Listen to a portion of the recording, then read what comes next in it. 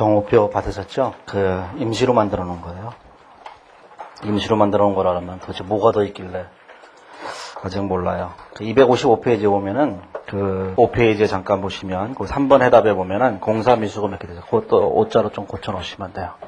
예, 몇 페이지냐면은 255페이지 5페이지에 거기 공사 미수금 이렇게 있는데 공사 미수금 거기 2만원 이렇게 돼 있죠. 2만원 요거를 10만원 이렇게 고치시면 돼요.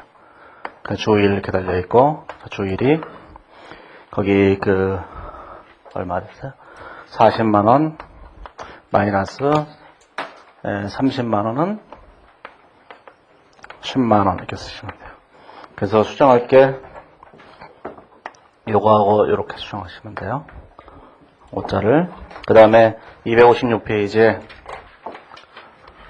두 개, 이거밖에 없어요. 아직.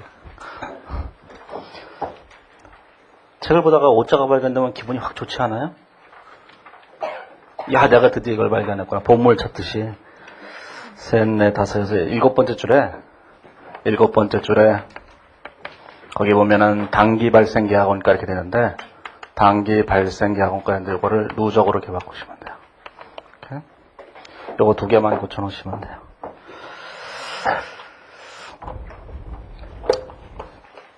자, 이제 그 271페이지에 보면은 이제 저번 주에 했던 얘기, 그 다음 얘기, 사위식 은행 계정 조정이 있어요.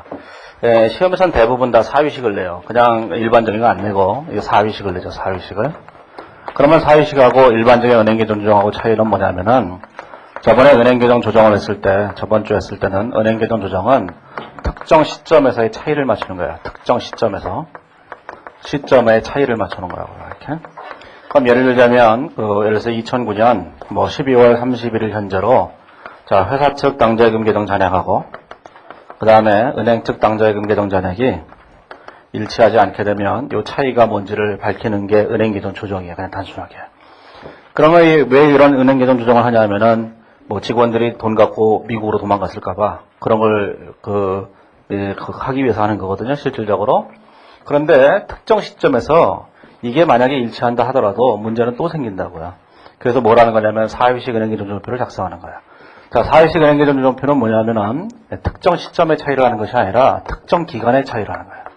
특정 기간의 차이를 조정하는 거예요. 이렇게.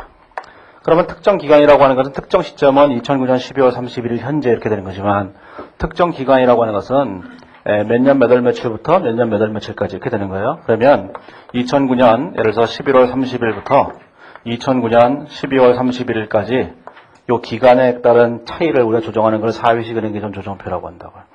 자, 그러면 이제 이거 어떻게 조정하는 것이냐면 이렇게 생각을 해보시면 돼요.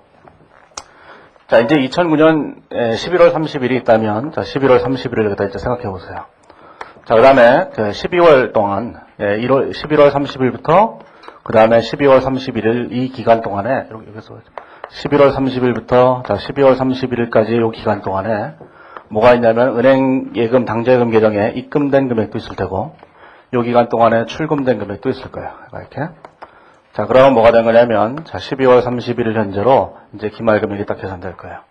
그러면 당좌예금 계정이 이렇게 될 거예요. 회사 측의 입장에서 볼 때는 자 11월 30일 현재 은행 측 당좌예금 계정 잔액이 100원이다라고 얘기한다면 12월 중에 입금된 금액이 500원이 있고 그 다음에 출금된 금액이 400원이 있어서 자, 기말 금액이 200원 이렇게 될 거라고요. 이렇게.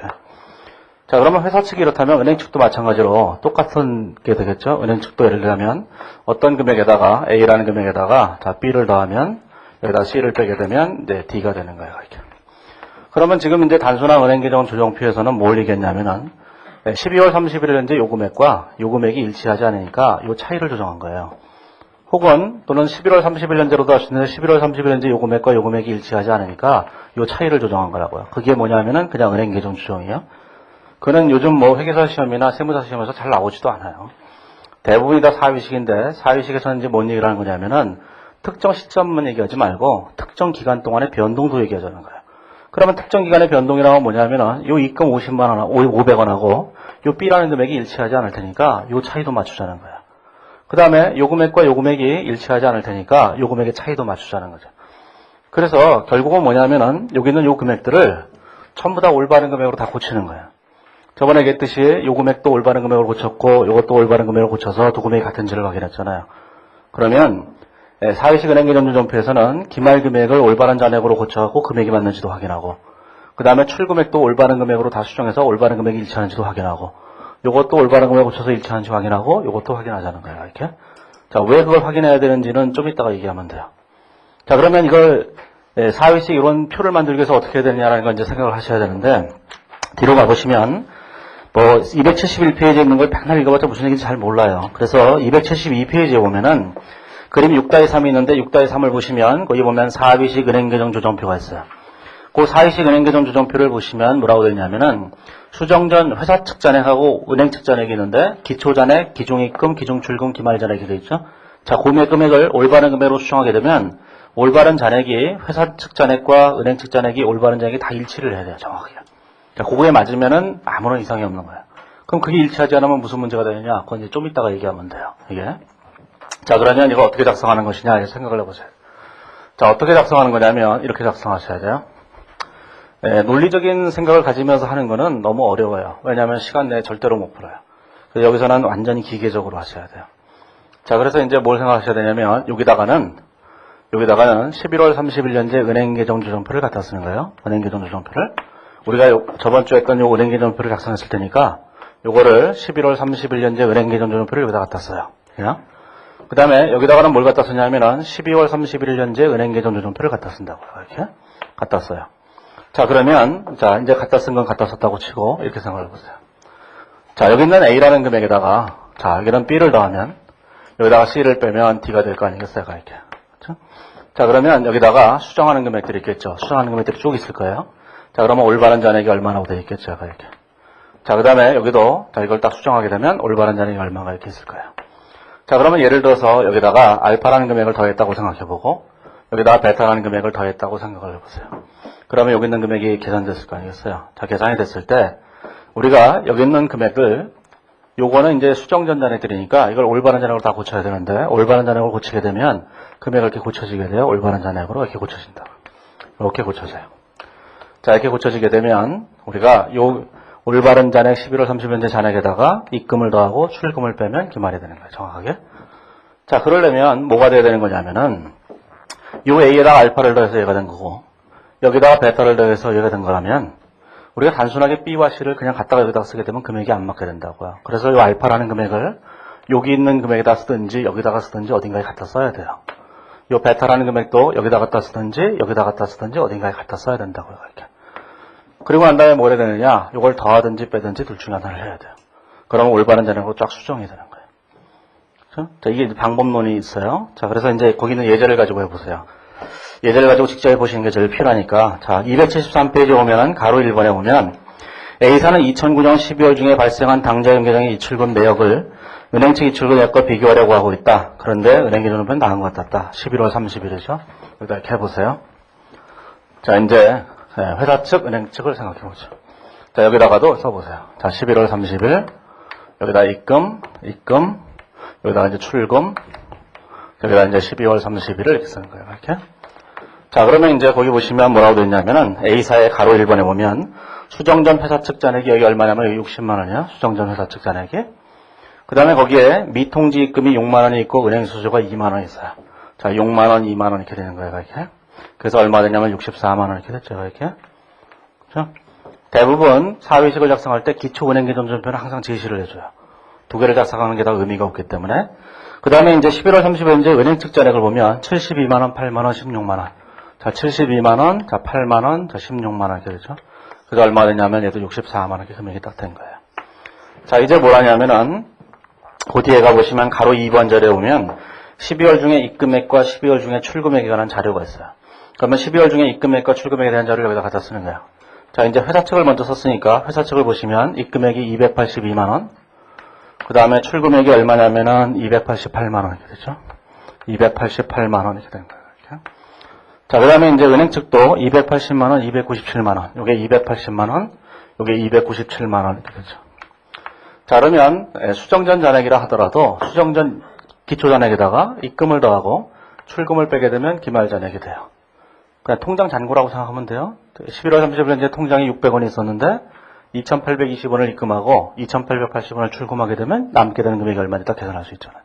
자, 그래서 그 금액을 계산해 보니까 뒤에 사회식 은행계정표를 보시면은 54만 원이에요. 이렇게. 네, 이렇게. 자, 그러면 이쪽도 생각해 보면 여기다 이걸 더하고 이걸 빼게 되면 여기도 12월 30일 이제 잔액이 되죠. 이것도 계산해 보시면 얼마 됐냐면 55만 원이에요. 55만 원. 자, 이제 그 다음에 뭘 해야 되냐면은 요걸 가지고 기말연재 은행계정표를 작성해야 되는 거예요. 이렇게. 자, 여기도 이걸 가지고 기말연재 은행계정표를 작성해요. 이렇게 작성을.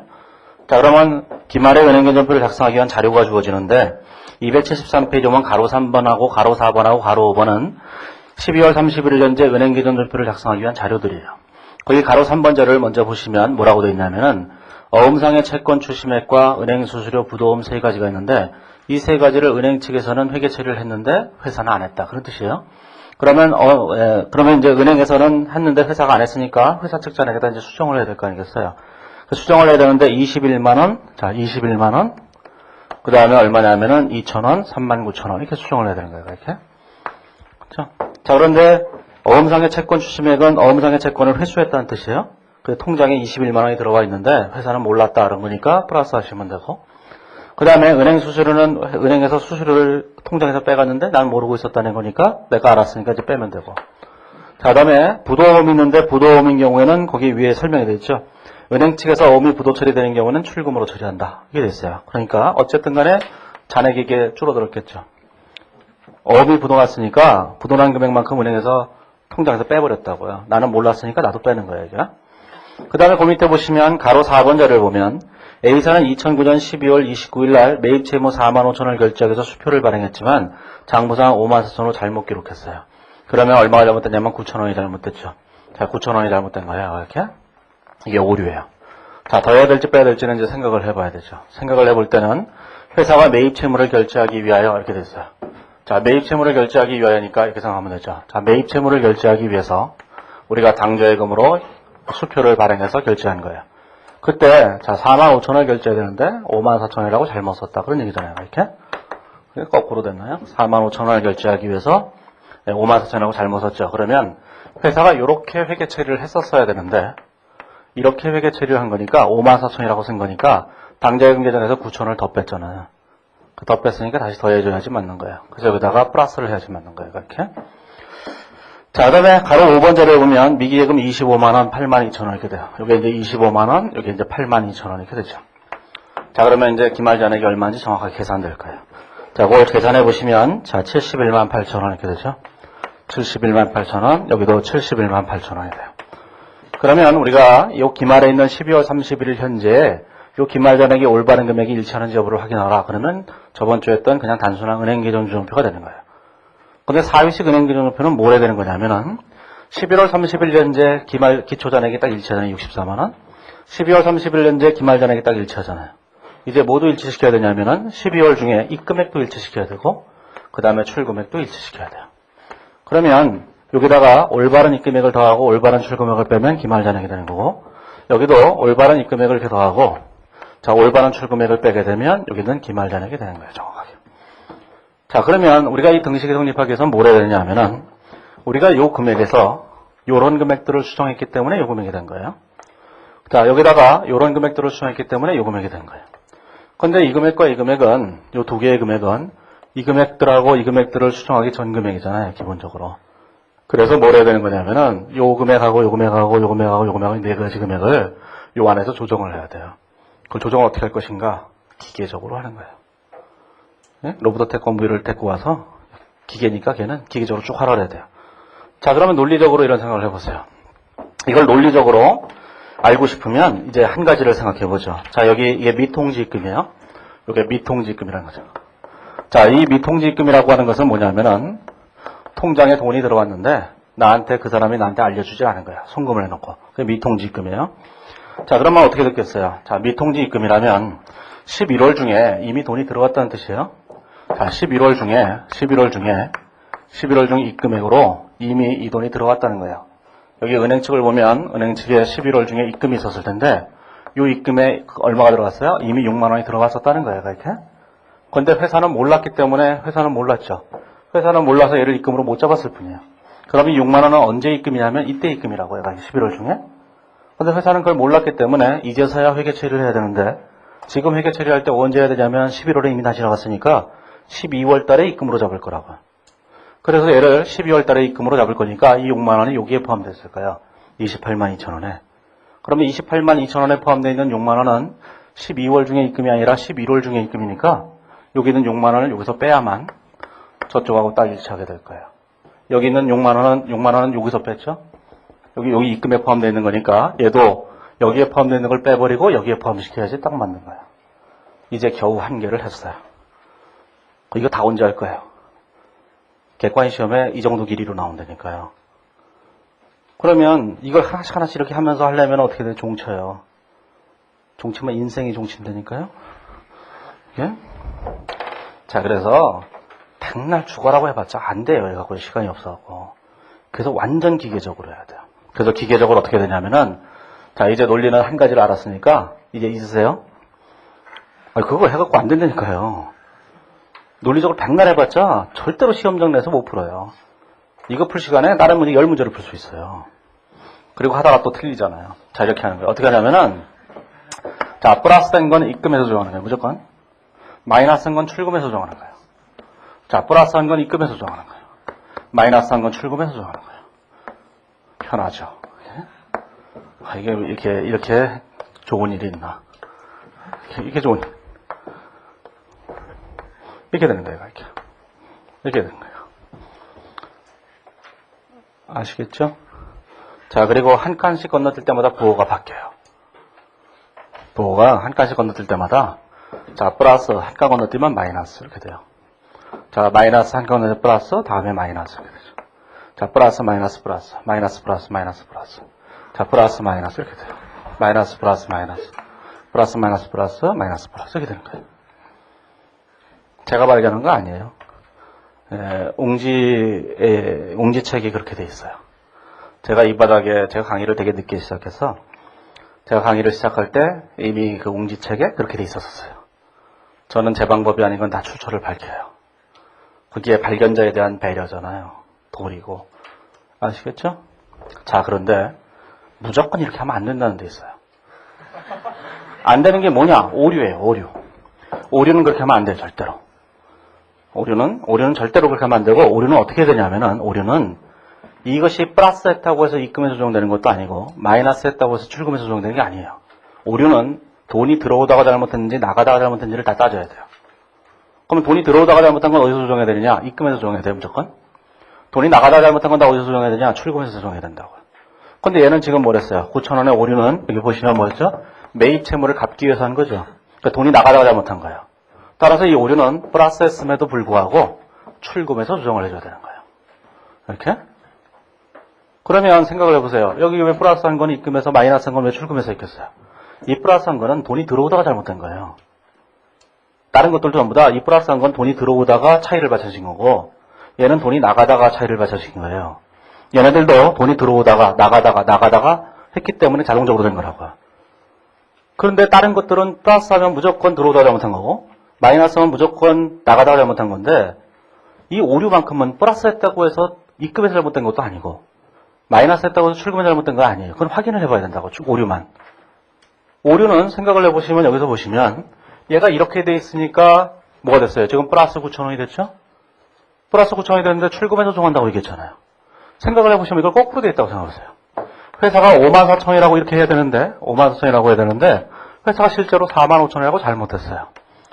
그러면 여기다 쓸 때 뭐라고 써야 돼요? 54,000원을 마이너스 해야 되는데 45,000원밖에 안 됐으니까 9,000원 아직 마이너스를 더 못했잖아요. 이번에는 이제 마이너스를 해야 되죠, 이렇게. 그럼 얘는 어디서 조정해야 되느냐? 돈이 나가자 잘못한 거니까 출금해서 조정해야 된다. 그런 뜻이에요.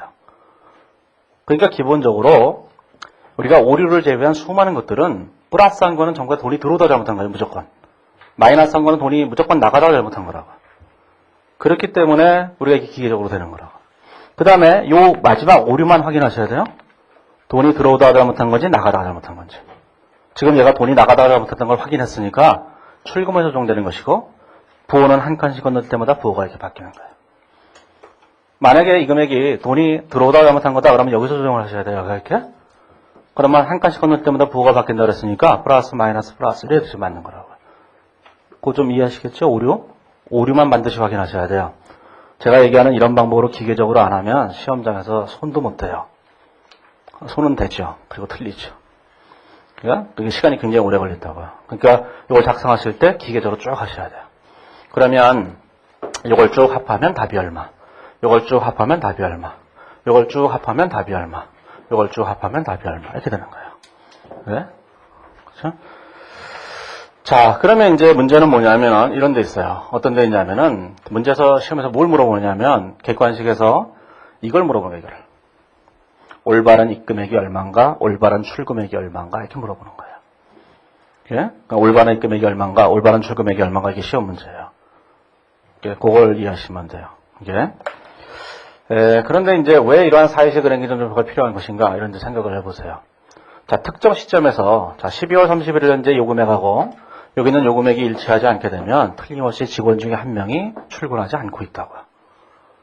제가 얘기했잖아요. 출근하지 않는다고. 자, 그런데 이 금액과 이 금액이 일치해요. 이 금액과 이 금액이. 자, 기초에 있는 이 금액과 이 금액이 일치하죠. 일치해도 문제는 발생하는 거예요, 여전히.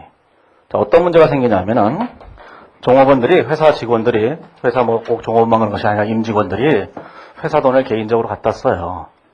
대부분 주가가 폭락하는 시기에 대부분 그런 일들이 벌어지죠. 주가가 폭락하는 시기에 회사 돈을 갖다가 써요. 주가가 막 폭등할 때 내가 가서 회사 돈 100억만 들고 가서 삼성전자를 사서 상한가 한 번만 먹고 오면 15억이 생기잖아요. 15%니까 그 1년에 100억을 가져가요. 100억을 가져가서 딱 사요. 이상하게 내가 살 때부터 하한가를 치기 시작해서 하루에 15억씩 줄어들어요. 그러면 어떻게 되겠어요? 네, 미국으로 가는 거예요. 그게 기말의 요금액과 조금액이 일치하지 않는 이유라고요. 자, 그런데 이런 경우도 있어요.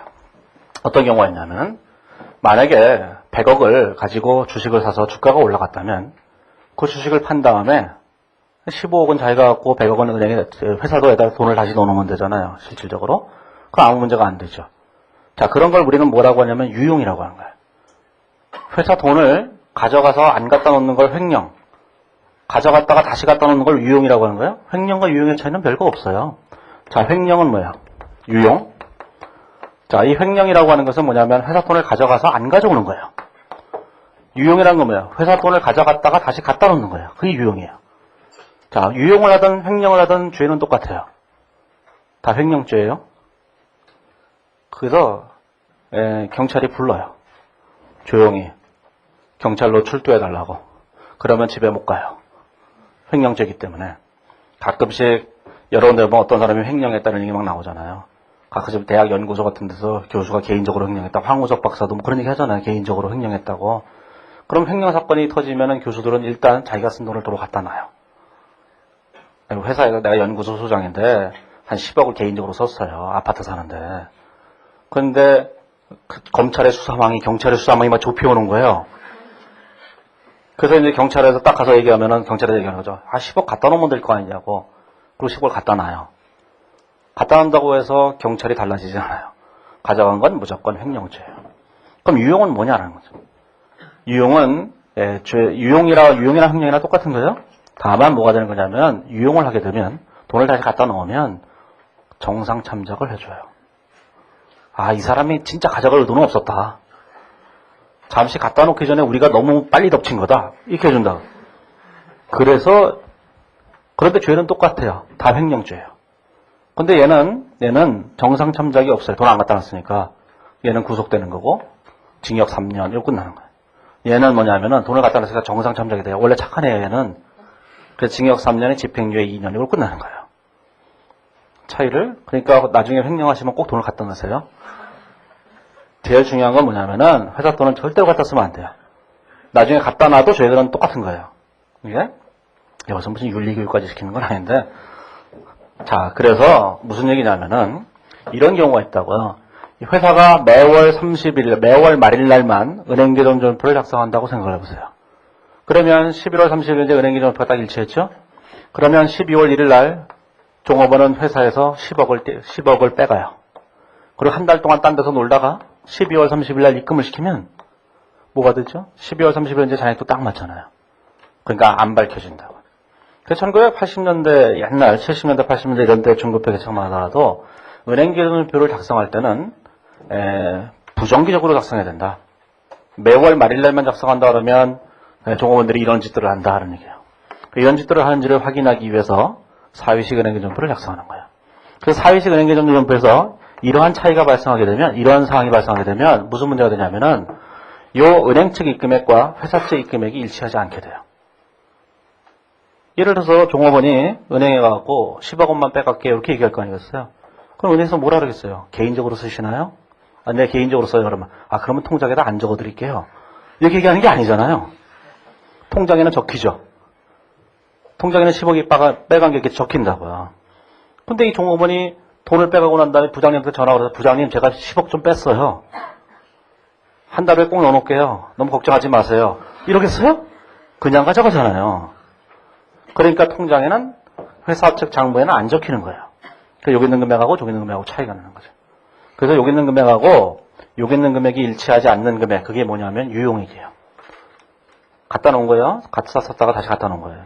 그걸 유용이라고 합니다. 회계사 2차 시험에도 옛날에 출제한 적이 있어요. 4위식 은행계정표를. 어디서 했냐면 회계감사라는 과목에서 출제를 했는데 다들 충격받았죠. 왜 회계감사에서 냈는지. 이게 원래 회계감사 기법이기 때문에 어떤 미친놈이 회계감사 기법인데 중급 회계책에다 써놓은 거예요. 미국 놈 얘기하는 거예요. 네. 그래서 중급 회계책에 있는 거예요. 원래는 회계감사책에 있어야 되는 건데. 감사 기법이에요, 감사 기법. 그래서 이걸 꼭 하실 수 있어야 돼요. 시험에 자주 내요, 요즘. 이게. 그래서 요걸 작성하셔야 되는데 매우 기계적이잖아요. 무조건 기계적으로 하셔야 돼요. 시험장에서 생각할 시간 없어요. 생각하면 좋겠지만. 자, 그거만 할 줄 아시면 돼요.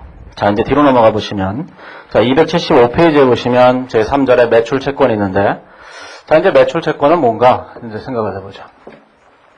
자, 이 매출 채권은 크게 이제 몇 가지로 나눠져 있는데, 매출 채권이 있죠. 자, 매출 채권의 회계 처리는 크게 네 가지로 나눠질 수 있어요. 매출 채권의 회계 처리는 크게 네 가지가 있죠. 첫 번째, 인식이에요, 인식. 자, 인식은 재무제표에 포함하는 과정을 인식이라고 한다, 이런 얘기를 했으니까, 인식한다는 얘기는 매출 채권을 회계 처리하는 걸 말하는 거예요.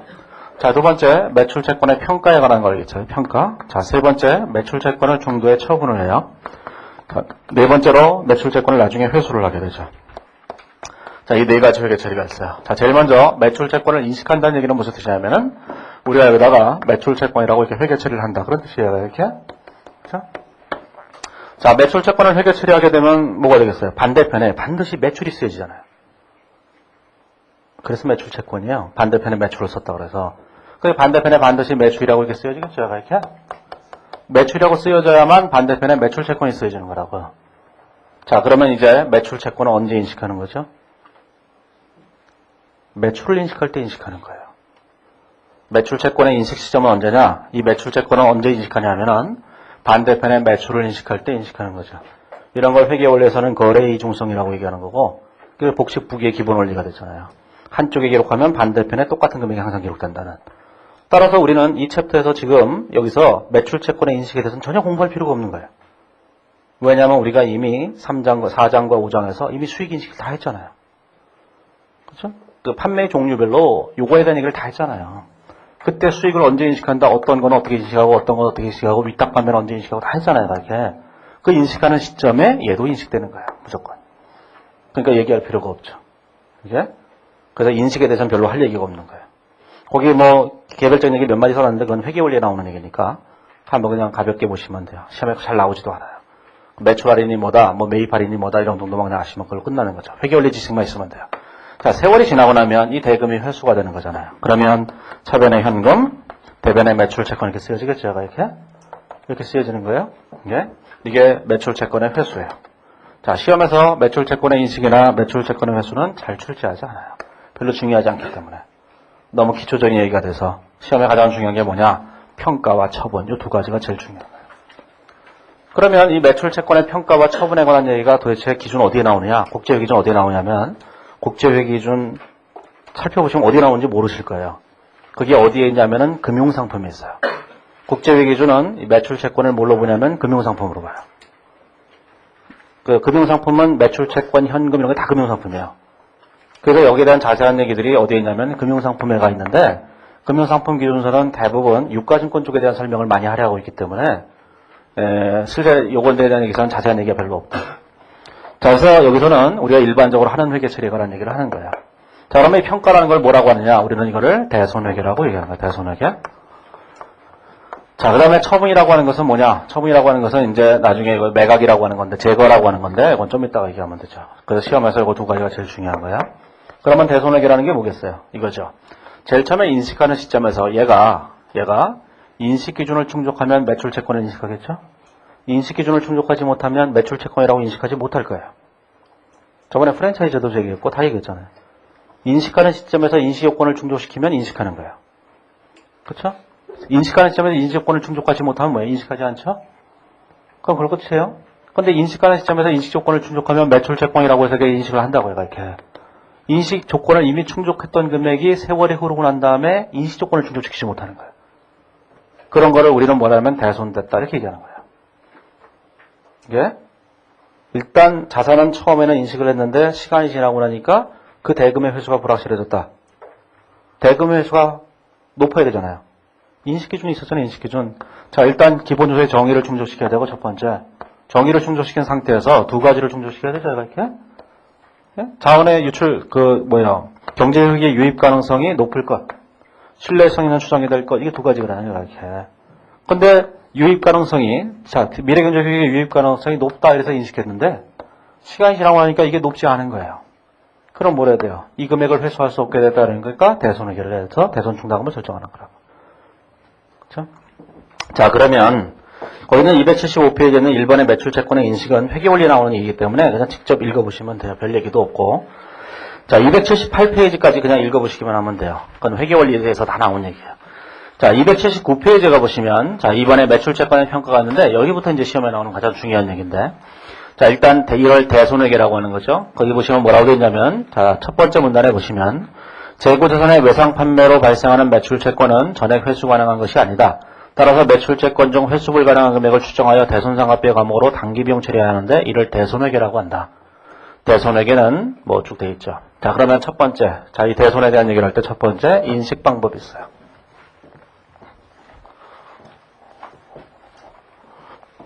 자, 대손의 인식 방법 첫 번째. 자, 인식 방법 있죠. 자, 인식 방법. 대손을 회계 처리하는 방법이 있다는 얘기죠. 여기는 두 가지 방법이 있어요. 자, 첫 번째 방법이, 자, 직접 상각법이고, 두 번째가 충당금 설정법이에요. 자, 직접 상각법이고, 자, 또 하나는 충당금 설정법이죠. 충당금 설정법, 이렇게 되는 거예요. 자, 직접 상각법이라고 하는 것은 대손이 예상될 때, 회수가 불확실해졌을 때, 어떠한 회계 처리도 하지 않는 거예요. 자, 첫 번째, 자, 회수가 불확실해요. 회수가 불확실하죠. 회수가 안 될 것 같다는 얘기야. 불확실할 때 어떻게 하느냐? 아무런 회계 처리도 안 하는 거예요. 직접 상각법에서는. 그 다음에 나중에 회수가 불확실한 게 아니라 회수가 안 됐어요. 실제로 대손이 됐다는 거예요.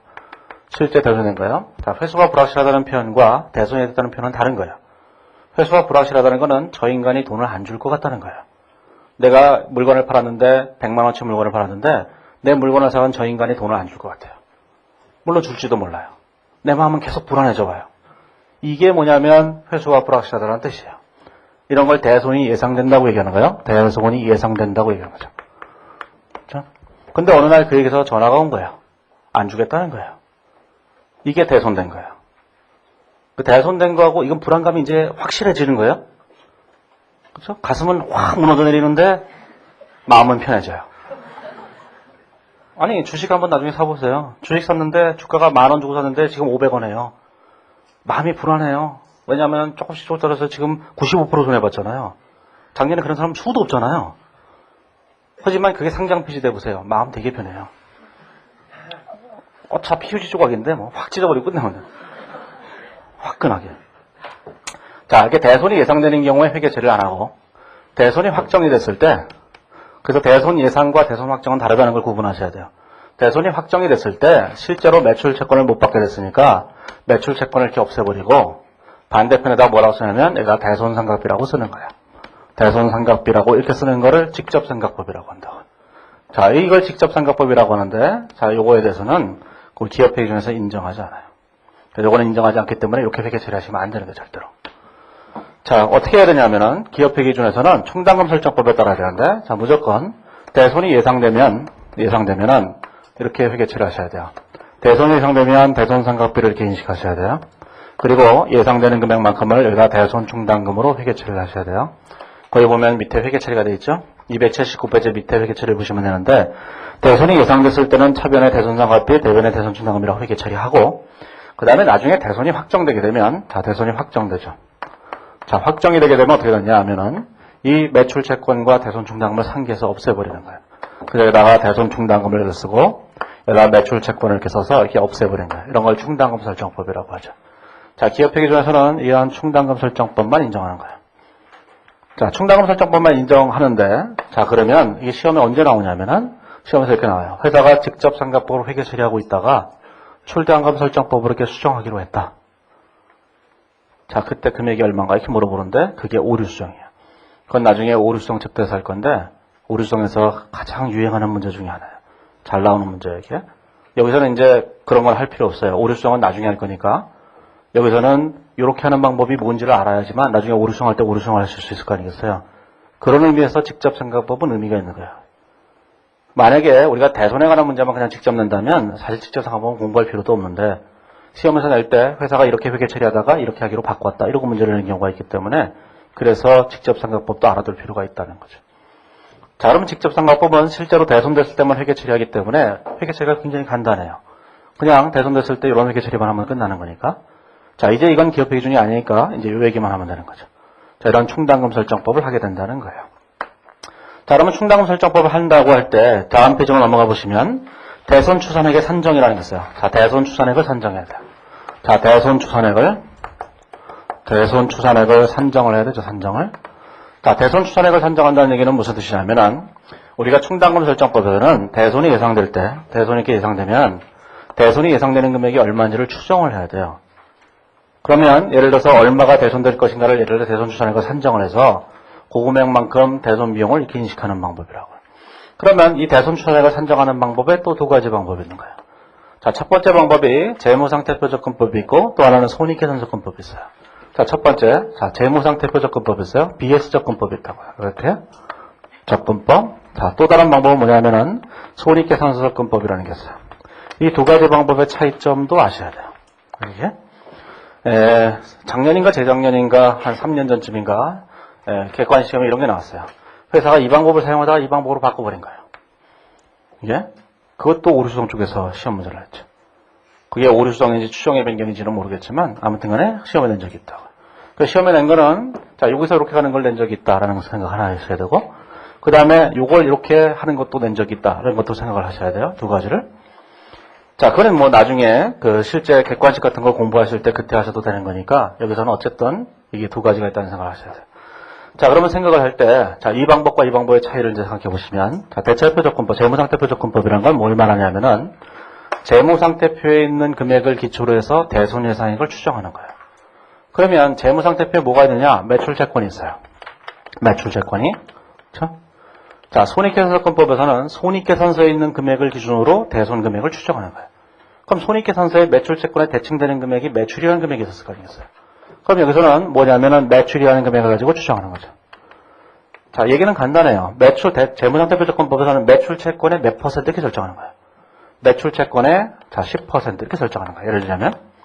그 다음에 손익계산서금법에서는 매출의 몇 퍼센트 이렇게 설정하는 거라고요. 자, 매출의 얼마냐면은 1% 이렇게 설정하는 거죠. 이렇게 방법이. 그러면 매출의 1%를 설정한다고 할 때 손익계산서에 있는 매출은 현금 매출도 있고 매상 매출도 있고 두 가지가 있어요. 현금 매출은 대손될 리가 없잖아요. 이미 돈을 받았으니까. 그래서 일반적으로 이 매출이란 외상 매출이 돼야 돼요. 그래서 외상 매출의 1% 이렇게 설정하는 거라고요. 자, 그러면 이런 예를 들어보세요. 두 가지가 회계 처리가 아주 현격히 다른데 이거 아셔야 돼요. 자, 매출 채권 10%하고 외상 매출의 1%를 생각해보면 자, 회사가 이렇게 나오죠. 회사가 매출 채권이 예를 들어서 100원이 있었다고 생각해보세요. 그 다음에 자, 매출이 얼마가 있었냐면 자, 매출이 자, 1000원이 있었다고 생각을 해보는 거예요. 우리가 재무상태표적금법에 따르면 매출채권의 10%가 대손 예상액이 돼야 되는 거예요. 그럼 여기다가 다 10%를 곱해야 되죠. 그래서 이게 10원이 돼야 되는 거예요. 이렇게. 자, 그다음에 손익계산서금법에서는 여기다가 뭘 곱해? 1%를 곱해서 10원이 돼야 되죠. 자, 둘 다 똑같이 대손과 관련된 대손 예상액은 둘 다 10원이에요. 이렇게. 자, 그런데 회계 처리는 전혀 다르다고요. 자, 이제 이런 생각을 해보세요. 자, 이 매출 채권과 매출을 계산하기 전에 회사는 이미 예전부터 충당금을 설정해 오고 있기 때문에 이 기말에 대손을 추정하기 전에 충당금으로 계상된 금액이 있었을까요? 자, 충당금이 예를 들어서 한 5원이 있었다고 그냥 가정을 해보세요. 5원이 있었어요. 이게 가정을 해보는 거예요. 자, 이럴 때 재무상태표 접근법에서는 자, 대손과 관련된 금액으로서 10원을 추정을 했다고, 대손 예상액으로. 대손 예상액이 10원이 추정된다는 얘기는 무슨 뜻이냐면은 회사가 이렇게 추정한 거예요. 자, 매출 채권하고 자, 매출 채권 밑에 대손 충당금액에 차감하는 형식으로 표시하는데 이때 매출 채권이 100원이라면 이 매출 채권과 대손 충당금의 비율이 10%가 돼야 된다. 이렇게 생각한 거예요. 무조건 10%가 된다고. 그러면 이 비율이 무조건 10%가 되려면 대손 충당금은 무조건 10원이 돼야만 되죠. 그런데 대손 충당금이 이미 5원이 있잖아요. 이렇게. 그러니까 5원만 더 계산하면 대손 충당금이 딱 10원이 되겠죠. 자, 그래서 여기다가 회계 처리할 때 자, 대손 충당금을 5원만 추가로 더 계산하게 되면 정확하게 대손 충당금이 10원으로 바뀌어요. 5원이 있었던 금액이. 자, 그리고 나면 이 반대편에 대손상각비라고 이렇게 써주는 거예요. 이게 5원인 거죠. 이렇게. 자, 이렇게 써주게 되면 자, 매출은 얼마냐면 지금 매출은 자, 1,000원인데 자, 대손상각비는 얼마 된 거예요? 대손상각비는 5원이 된 거죠. 제가 이렇게. 그래서 이 비율이 뭐밖에 안 되는 거예요? 5%밖에 안 되는 거죠. 0.5%밖에 안 되죠. 얘가 이렇게. 그렇죠? 그런데 재무상태표 접근법에서는 이 비율이 얼마냐는 중요하지 않다는 거예요. 무조건 뭐 맞춘 거예요? 매출 채권과 충당금의 비율만 맞추는 거예요. 그걸 기억하셔야 돼요. 무조건. 그런데 자, 손익계산서권법은 얘기가 좀 틀려서 자, 손익계산서권법에 따라서도 얼마를 추정했어요? 10원을 추정했죠. 손익계산서권법에서는 무조건 이 매출과 대손상각비의 비율이 1%가 돼야 된다는 거예요. 무조건. 그러면 이게 1,000원이니까 1%가 되려면 얼마가 돼요? 10원을 계산해야지만 이게 1%가 되겠죠.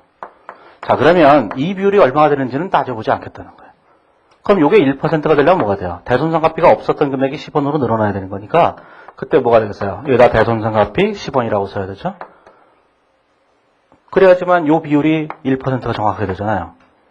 이 비율을 1%로 이렇게 맞춰놓은 다음에 그 남는 금액은 그냥 대차잔액은 대손충당금으로 갖다 쓰는 거예요. 10원을. 그럼 대손충당금은 얼마가 돼요? 이 10원에다가 이 5원을 더해서 15원이 되죠. 그럼 대손충당금은 이게 100원에다가 여기 15원이 됐으니까 15%잖아요. 이 비율이 얼마가 되는지는 따지지 않겠다는 거예요. 이게 손익계산서권법과 재무상태표적분법의 차이예요. 그래서 재무상태표적분법에서는 무조건 이 대손충당금에 초점만을 맞추는 거예요. 대손충당금을 정확하게 계산하고 난 다음에 남는 잔액은 다 대손상각비다 이렇게 보는 거예요. 무조건. 저번에도 그런 얘기 했었잖아요. 기초재고 플러스 당기 매입은 기말재고 매출원가 플러스 기말재고 이럴 때 얘를 먼저 정하면 나머지는 얘다 이렇게 얘기했잖아요. 지금 재무상태표적분법에서는 뭘 얘기하냐면 요 금액으로서 충당금이 얼마인지를 정해놓고 나면 나머지는 다 대손상각비다 이렇게 주장하는 거예요. 손익계산서권법에서는 뭘 얘기하는 거냐면 반대로 얘를 먼저 정하면 대손상각비를 먼저 정하면 나머지는 다 대손충당금이다 이렇게 보는 거라고요. 여기서 뭐예요? 대손상각비를 먼저 정해놓고 나머지는 다 뭐예요? 대손충당금이다 이렇게 보는 거죠. 그렇죠? 그래서 작년인가 재작년에 객관시험에 이 문제가 나왔을 때는 이 손익계산서권법의 정확한 이해를 해야만 그 문제를 풀 수 있다고요. 근데 사람들은 손익계산서권법을 잘 공부 안 하거든요. 왜냐하면 기준에서는 이 방법만 사용하기 때문이죠. 이 방법을 사용하는 경우는 거의 없어요. 예? 그래서 대부분 재무상태표 접근법만을 사용해요. 여기에 대해서 이제 요즘 이런 얘기를 하는 사람들이 있어요. 우리가 이제 아무튼 간에 재무상태표 접근법과 손익계산서권법의 차이를 그렇게 이해를 하셔야 되는데 요즘 이제 이런 얘기를 하는 경우가 있다고요. 국제회계기준에서는 이렇게 매출채권의 10%라고 설정하는 이런 방법을 인정하지 않는다는 거예요.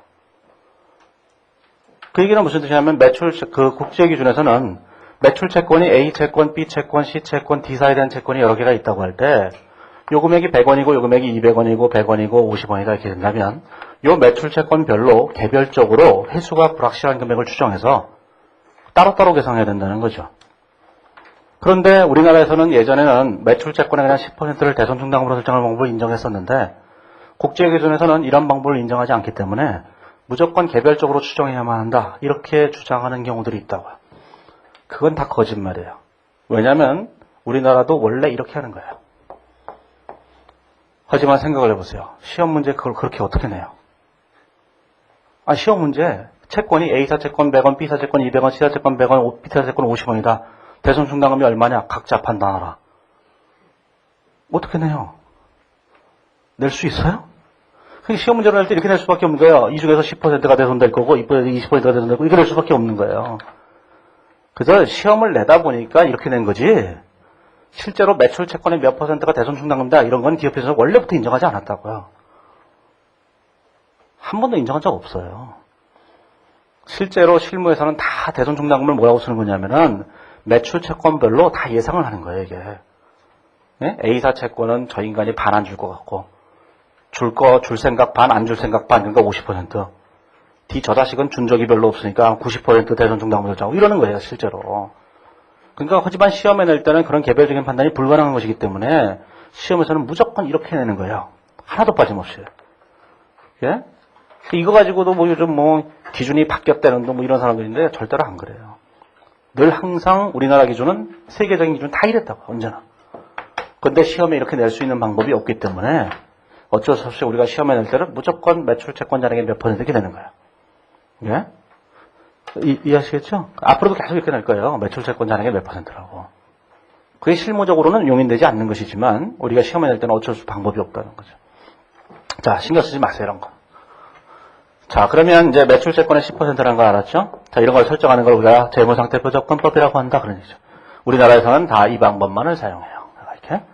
근데 이 재무상태표적금법을 하다 보면 매출 채권에다 일관돼서 그냥 10%게 설정하면 좀 이상하니까 이런 거를 매출 채권을 종류별로 또 나눠보는 거예요. 나눠봐요. 그런 걸 우리가 뭐라고 하냐면 연령분석법이라고 하는 건데 280페이지에 보시면 280페이지에 오면은 중간에 거기 박스에 보시면 대손충당금이죠. 첫 번째 문단에 대손충당금을 보고기간 말에 매출채권 장부금액 곱하기 대손예상률 이렇게 돼 있죠. 그 밑에 손익계산적금법의 박스에서는 대손비용은 외상매출액 곱하기 대손예상률 이렇게 돼 있죠. 제일 앞에 제목이 다른 이유를 이해하시겠죠. 그렇죠? 재무상태표적금법에서는 대손충당금에 초점을 맞추는 거고 손익계산적금법은 대손비용에 초점을 맞추는 거예요. 대손상각비에. 그래서 앞에 제목이 틀린 거예요. 자, 그런데 첫 번째 박스 바로 밑에 보시면 한편 기말 매출 채권 총액에 대해서 하나의 대손 예상률을 곱해서 대손자를 추정하면 합리적이지 않다. 왜냐하면 판매 시점과 결산 사이의 기간이 길어질수록 대손 가능성이 증가하기 때문이다. 그래서 매출 채권을 인식한 시점부터 경과된 기간을 기준으로 몇 개의 집단으로 나누고 집단별로 각각 다른 대손 예상률을 곱해서 대손 추정을 산정하는 방법이 있는데 이를 연령분석법이라고 한다. 이렇게 되어 있죠. 연령분석법은 별거 아니에요. 우리가 일반적으로는 매출 채권의 10% 이렇게 하고 끝나요, 문제를. 근데 이렇게 하지 않고 매출 채권을 종류별로 다 쪼개주는 거예요. 쪼개주면서 얘는 5%, 얘는 7%, 얘는 20% 이렇게 정해주는 거예요. 그러면 곱하기를 여러 번만 하면 돼요. 그래서 일반적인 그 재무상태표적금법에서는 282페이지 예제를 보시면 280페이지의 예제를 보면 가로 1번 같은 경우에는 보고기간 말 현재 매출 채권 잔액의 2%를 재산 예상으로 추정한다 이렇게 되죠. 그냥 간단하게. 근데 가로 5번에 보시면 연령분석법에 따르면 이런 거예요. 1개월 이내의 채권이 20만원, 1개월 3개월 이내가 18만원 이렇게 매출 채권을 종류별로 쭉 나눈 다음에 대손 예상률을 다 다른 걸 곱하는 거예요. 그런 걸 연령분석법이라고 한다고. 그 연령분석법은 좀 아까 얘기했던 것처럼 이런 거랑 비슷하죠. A사 채권, B사 채권을 개별적으로 판단한 것과 비슷하잖아요. 이렇게. 그래서 이 연령분석법이 실무와 좀 더 근접해 있는 거예요. 하지만 실무적으로도 그런 방법은 사용하지 않아요. 개별적으로 따로따로 하는 거예요. 이 채권, 이 채권, 이 채권, 이 채권 이렇게. 그게 제일 좋은 방법이니까. 자, 그래서 이제 그 연령분석법으로 하면 된다라는 거죠. 연령분석법으로 할 수도 있고 매출 채권의 몇 % 이렇게 할 수도 있고. 자, 그러면 이제 회계처리를 생각해 보세요. 자, 이제 281페이지 오면 자, 이제 회계처리 할 때 제일 먼저 대손충당금을 설정하셔야 돼요.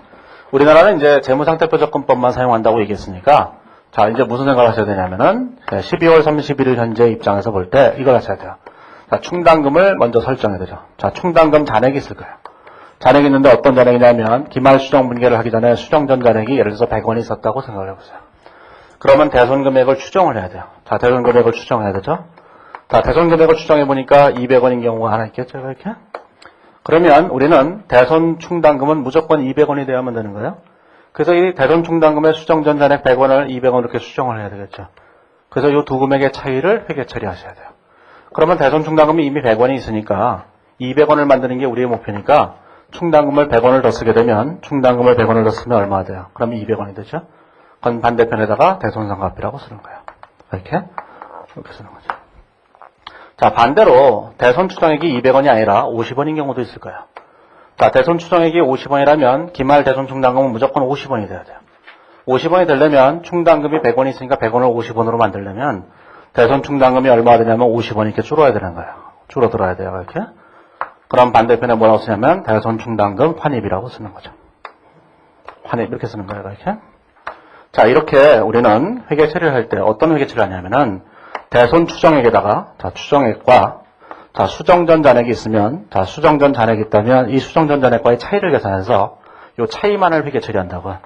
이 차이만을 회계 처리하는 방법을 우리는 뭐라고 해야 되냐면 보충법이라고 얘기하는 거예요. 보충법. 이걸 보충법이라고 해요. 기업회계 중에서는 이 보충법 외에 다른 방법은 절대로 인정하지 않아요. 그래서 무조건 보충법만 하셔야 돼요. 상기에서.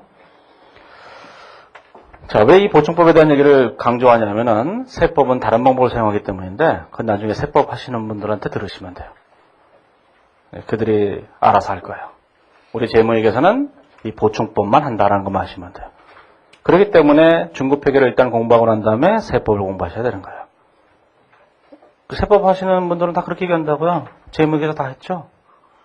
이렇게 나는 거예요. 재무회계에서 한 적이 없잖아요. 제목에서 뭘 했다고 물어보느냐? 얘를 했다. 이렇게 물어보는 거예요. 그래서 보충법으로. 이게. 자, 그러면 이렇게 된다는 걸 이해하셨죠? 자, 그 다음에 다음 연도가 되게 되면 실제로 대손이 되겠죠. 대손이 이제 이번에 뭐야? 확정이 되는 거예요. 이렇게. 자, 거래 상대방이 파산했어요. 그래서 돈을 못 받게 됐어요. 그 대손이 실제로 확정되는 건데 그거를 대손이 발생했다. 이렇게 얘기하는 거죠. 대손 예상과 대손 발생은 구분해야 되는 거예요. 대손 예상은 저 인간이 줄지 안 줄지 모르지만 내가 밤에 잠이 안 와요. 이게 대손 예상이에요. 네? 그런데 밤에 잠이 안 오긴 마찬가지인데 술 먹고 싶어요. 이게 대손 확정이에요? 확정과 예상의 차이는 그런 차이예요. 자, 281페이지 오면 대손이 발생하게 되면, 대손이 확정되게 되면 어떻게 회계 처리가 되냐면은 매출 채권과 그 대손된 금액과 대손 충당금을 이렇게 서로 상기해서 없애버려야 돼요. 이렇게 없애버리셔야 돼요. 자, 그럼 없애버리는데 지금 여기서 요구의 얘기를 생각해 본다면 대손 추정액이 200원이잖아요. 근데 실제로 대손이 300원이 됐다 그러면 200원은 충당금과 상기하고 나머지 100원은 또 대손상각비로 이렇게 처리하시는 거예요. 이렇게 처리하셔야 돼요. 이렇게. 그러면 회계 처리가 완성이 되죠. 그러니까 대손이 되게 되면 그 대손된 채권과 충당금을 상기하는데 충당금이 부족하면 대손상각비로 처리한다. 그 뜻이에요. 자, 그 다음에 다음 페이지로 넘어가 보시면 자, 이 대손된 채권이 다시 회수가 돼요. 자, 이 대손이 됐는데 이 대손된 금액이 다시 회수가 된다고. 회수가. 자, 회수가 되게 되면 어떻게 할 것인가 라는 건데 회수가 되면 이런 생각을 하셔야 돼요. 예를 들자면 이렇게 생각해 보죠. 자, 예를 들어서 자 50원이 대손이 됐다 이렇게 생각을 해보세요. 그러면 대손된 채권이 다시 회수됐다고 얘기한다면 예전에 대손이 확정됐을 때 이렇게 회계 처리한 회계 처리는 잘못된 회계 처리한 거잖아요. 물론 당시로서는 뭐 적당히 했을 텐데 잘했을 텐데 지금 와보니까 이렇게 회계 처리 안 했어야 되는 거잖아요. 그래서 그 회계 처리를 거꾸로 하는 거예요. 이렇게. 그래서 매출 채권 50원, 그 다음에 대손 충당금 50원 해갖고 수정을 하는 거예요. 이렇게.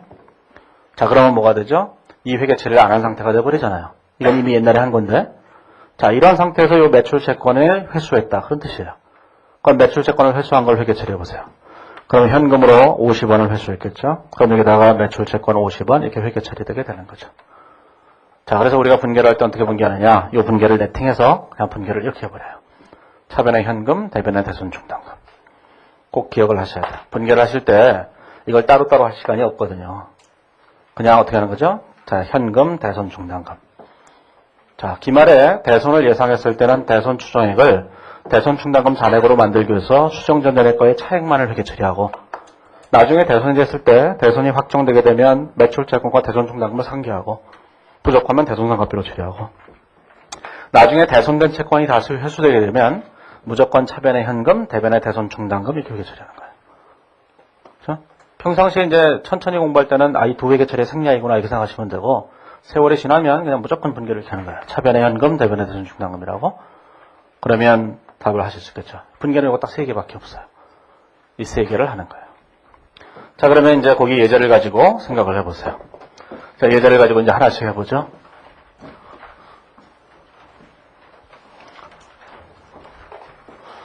자, 이제 예제를 가지고 이제 하나씩 해보시면 이렇게 돼 있어요. 자, 282페이지에 보시면, 가로 1번에 A사는 2009년 초에 설립된 회사로 2009년 12월 31일 현재 매출 채권 잔액은 60만원이다. A사는 보고기한 말 현재 매출 채권 잔액의 2%를 대손 예상으로 추정한다는데, 회사가 2009년 초에 설립됐기 때문에 지금 현재 대손 충당금 하나도 없는 상태예요. 그런 상태에서 2009년 말에 대손 금액을 추정하게 되는 거죠. 얼마로 추정했냐면은 60만원의 2%니까 여기다가 60만원의 2%를 계산하게 되면 이렇게 되겠죠. 대변의 대손 충당금, 차변의 대손 상각비 이렇게 쓰는 거예요. 그러면 자 60만원의 2%니까 얼마냐면 12,000원이 되죠. 12,000원을 대손 충당금으로 이렇게 설정하시면 돼요. 여기다가 12,000원 이렇게 설정하면 되는 거예요. 수정된 잔액이 하나도 없으니까 그냥 대손 충당금 이러면 되죠. 자, 가로 2번에 보면 자 거래처의 부도로 인해서 15,000원의 대손이 확정됐어요. 2010년 중에 자 대손이 확정됐죠. 자 이번에는 매출 채권 얼마가 대손됐냐 하면은 15,000원이 대손이 됐어요. 그냥 이렇게 1000단위를 생략하면 이렇게 됐죠. 자, 그런데 대손 충당금이 12,000원밖에 없기 때문에 자 충당금 12,000원과 이렇게 없애버리면 자 3,000원은 대손 상각비라고 이렇게 처리하시면 돼요. 이렇게. 자, 그리고 난 상태에서 가로 3번에 보면 2010년 말에 이번에 또 대손 예상을 또 추정하죠. 자, 2010년 말에 대손을 또 추정하는데 이번에는 기말 매출 채권 잔액이 얼마였냐면은 80만 원인데 그 중에서 2%를 설정하는 거예요. 그러면 16,000원을 대손 충당금으로 설정하면 돼요. 그런데 2010년 말 현재로 볼 때 대손 충당금 잔액이 하나도 없으니까 충당금이 12,000원이었는데 얘가 상계돼서 없어져 버렸잖아요. 대손 충당금이 하나도 없으니까 16,000원을 또 대손 충당금으로 설정하는 거예요. 하나도 없으니까 여기다가 대손 충당금 이렇게 쓰죠.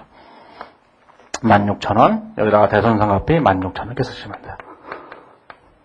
이렇게 쓰면 돼요. 자, 그리고 난 다음에 뭐가 됐냐면 가로 4번에 오면 2011년 중에 2010년에 대손 처리한 채권이 회수됐다. 그죠? 자, 대손된 채권이 회수됐어요. 11년 중에. 자, 전년도 이렇게 대손 처리한 금액이 있는데 이게 회수가 됐어요. 회수가 되면 무조건 어떻게 처리해요? 차변의 현금, 대변의 대손 충당금 이렇게 처리하시는 거예요. 회수된 것만큼 무조건. 자, 그러면 그게 얼마냐면 거기 보시면 그 금액이 5,000원이 회수됐다고 되어 있으니까 현금 5,000원, 대손 충당금 5,000원 이렇게 처리해야 되죠.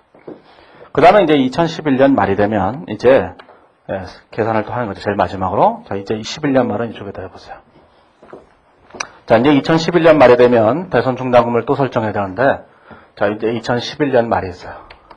자, 11년 말에 대손 충당금을 또 설정해야 되는데, 이번에는 가로 5번 자리에 보면 연령분석법에 따라서 되어 있다고. 1개월 이내, 1개월, 3개월 이렇게 되어 있죠. 거기다가 채권 금액에다가 대손 예상률을 다 곱하시면 돼요. 가끔씩 이제 문제에서는 대손 예상률 대신에 회수율을 주는 경우도 있는데, 회수율을 주게 되면 1-회수율이 대손 예상률이에요. 예? 예를 들면 거기 대손 예상률 그래갖고 이렇게 됐잖아요. 1% 이렇게 됐죠, 이렇게.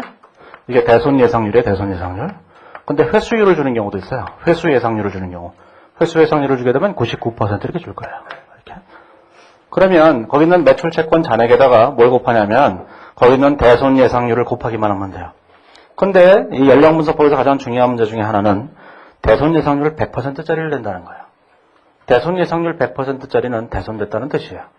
대손되면 우리는 어떻게 처리하죠? 이렇게 처리하셔야 되는 거예요. 대손되면 무조건.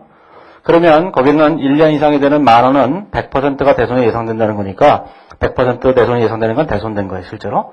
자, 그래서 2011년 말에 일단 대손에 관한 회계 처리를 먼저 하셔야 돼요. 그러면 그 매출 채권 10,000원이 이미 대손이 된 거니까 10,000원 없애버리고 여기다가 대손 충당금 10,000원이라고 이렇게 쓰면 되죠. 일단 이렇게 대손이 확정된 거예요. 자, 그리고 제일 마지막에 있는 그 10,000원을 제외한 나머지 금액을 가지고 곱해서 대손 충당금을 추정해요. 오른쪽에 283페이지에 해답 1번의 가로 3번을 보시면 2011년 말에 대손 예상률을 곱한 게 나오죠. 거기는 채권 금액 200,000원 곱하기 1% 2,000원, 180,000원 곱하기 2% 3,600원 계산된 거예요.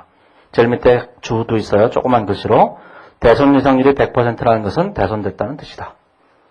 자, 그러면 그걸 가지고 계산하니까 18,600원이 대손 예상액이죠. 자, 18,600원이 뭐야 돼? 대손 예상액이 되는 거예요. 근데 이 대손 예상액이 18,600원일 때 대손 충당금이 얼마가 있는지를 또 계산해야 되죠. 대손 충당금이 얼마가 있었냐면은, 자, 여기 16,000원에다가 5,000원을 더해서 21,000원이 있었어요. 21,000원 있는 상태에서 이 10,000원을 대손 처리하게 되니까 11,000원이 남았죠. 그러니까 수정 전자액이 얼마 있는 거야? 11,000원이 있는 거야, 이렇게. 그래서 7,600원이라는 금액이 추가로 설정하기만 하면 되죠. 18,600원이 무조건 대손 충당금이 돼야만 되는 거니까 7,600원을 더 계산하게 되면 여기다 대손 상각비, 자, 7,600원, 여기다 대손 충당금, 자, 7,600원 이렇게 쓰는 거예요. 이렇게 쓰는 것이 뭐냐면 충당금 설정법 중에서 재무상태표 접근법이라는 거예요. 자, 그런데 그 밑에 있는 손익계산 접근법이 있는데, 자, 손익계산 접근법은 뭐 별거 없어요. 그냥 곱하기 대손율만 곱하면 되는 거니까, 회계 처리가 283페이지면 매우 간단하죠? 2009년 12월 31일 보면 어떻게 돼요? 180만원 곱하기 그 요구사항 3번에 보면 나와 있으니까, 외상 매출액의 1%를 대손상각비로 처리한다 그랬죠? 그러니까 뭐가 됐어요? 2009년 12월 30일 현재 180만원에 1%에 대한 18,000원을 대손상각비로 계산한 거예요? 충당금이 얼마인지는 따져보지도 않은 거예요. 그 얼마 되는지는 신경 안 쓴 거예요, 전혀. 그 다음에 2010년 12월 31일도 보면 200만원에 1% 곱해서 2만원이 계산됐죠. 그걸 그냥 대손상각비로 계산한 거예요. 충당금이 얼마인지는 확인하지 않는다는 거죠. 이게 손익계산사건법이에요.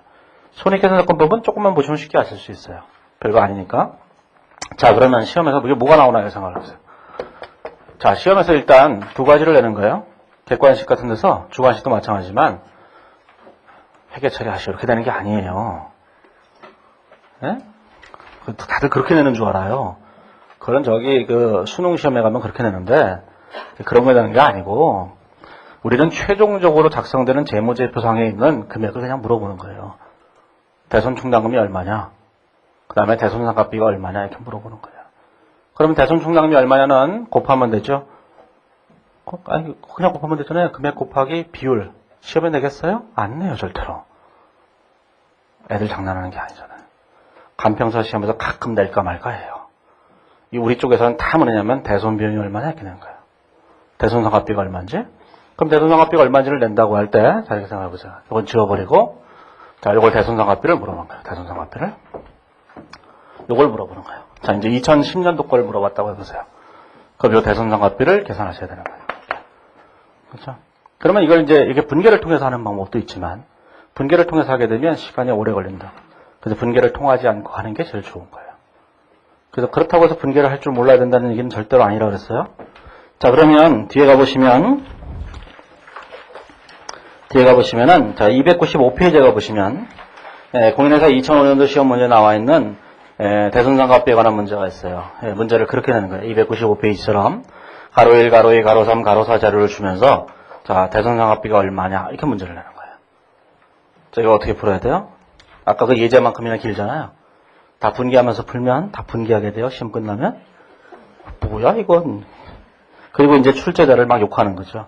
아니 이거를 문제를 풀라고 낸 거야. 찍으라고 낸 거야. 이러면서 이제 1년 후를 기약하게 되는 거예요. 1년 후가 되면 또 욕하게 되죠. 자, 그래서 이제 어떻게 푸는 거냐면은 이렇게 푸시면 돼요. 그 문제는 뭐냐면은 대손 충당금의 변동을 가지고 문제를 푸는 거예요. 자, 대손 충당금의 변동을 가지고 문제를 푼다는 거는, 자, 대손 충당금이 틀림없이 1월 1일 현재 잔액이 있어요. 틀림없이. 그쵸? 1월 1일 현재 금액이 있다고요? 이 1월 1일 현재에 있는 대손 충당금 금액은 항상 변해요. 대손 충당금이 그냥 그대로 있는 게 아니잖아요. 1월 1일 현재 금액이 12월 30일까지 그냥 있는 것이 아니라, 기중에 자꾸 변한다고. 뭐 때문에 변하냐? 첫 번째, 이것 때문에 변하죠? 대손이 됐을 때 변한다고, 대손이 됐을 때. 그러면 대손이 됐을 때, 자, 대손이 됐을 때 변해요. 요 금액이 줄어든다고 해요. 그렇죠? 실제로. 그 다음에 여기 보시면은 요거 말고 좀 밑에 있었던 거. 나중에 대손된 채권이 다시 회수가 되면은 차변의 현금 대변의 대손 충당금이 됐잖아요. 그렇죠? 그러면 대손된 채권이 만약에 회수된다. 그러면 이게 늘어나게 돼요. 아까 보셨죠? 차변의 현금 대변의 대손 충당금 이렇게 된다고. 그러면 이 변동을 통해서 대손 충당금의 12월 31일 현재 잔액이 만들어지는 거예요. 어떤 잔액이냐? 수정전 잔액이에요. 이게? 그럴 거 아니겠어요? 이 생각을 해보세요. 자, 요게 기초 잔액이고, 단계 대손된 거고, 중간에 대손된 금액이 다시 회수된 게 있다. 하나 생각을 해보세요. 그러면 여기까지 하게 되면 대손 충당금의 수정전 잔액이 만들어졌을 거 아니겠어요? 그 상태에서 제일 마지막에 대손 추산액을 계산해 보는 거예요. 그러면 제일 마지막에 대손 추산액을 계산하겠죠? 대손 추정액이라고 하는 것은 뭐냐면 최종적으로 계산될 올바른 금액이야. 우리는 대손으로 추정한 금액이 무조건 대손 충당금이 되어야만 되는 거니까 제일 마지막에 있는 대손 충당금이라고 하는 금액이 이렇게 돼 있어요. 얼마라고? 그러면 자, 요 금액과 요 두 금액의 차이를 대손 상각비로 처리하면 돼요. 보충법에 따라서. 그 답은 항상 뭐예요? 요 두 금액의 차이예요. 이렇게 계산하시는 거예요. 이게 사람들은 저 분계가 원칙적 회계 처리고 원칙적인 문제 푸는 방식이고 이 산식을 이용하는 것이 스킬이라고 생각할지 모르겠지만 이게 원칙이고 저건 바보 같은 짓이에요. 이쪽의 문제를 풀 때는 이게 정석이에요. 저게 정석인 데도 있어요. 부기학원, 동아경리학원 이런 데 있어요. 그런 데서는 저게 정석이고 회계를 하는 사람은 다 이게 정석이에요. 이렇게 풀지 않으면 이걸 시간 내에 못 푼다.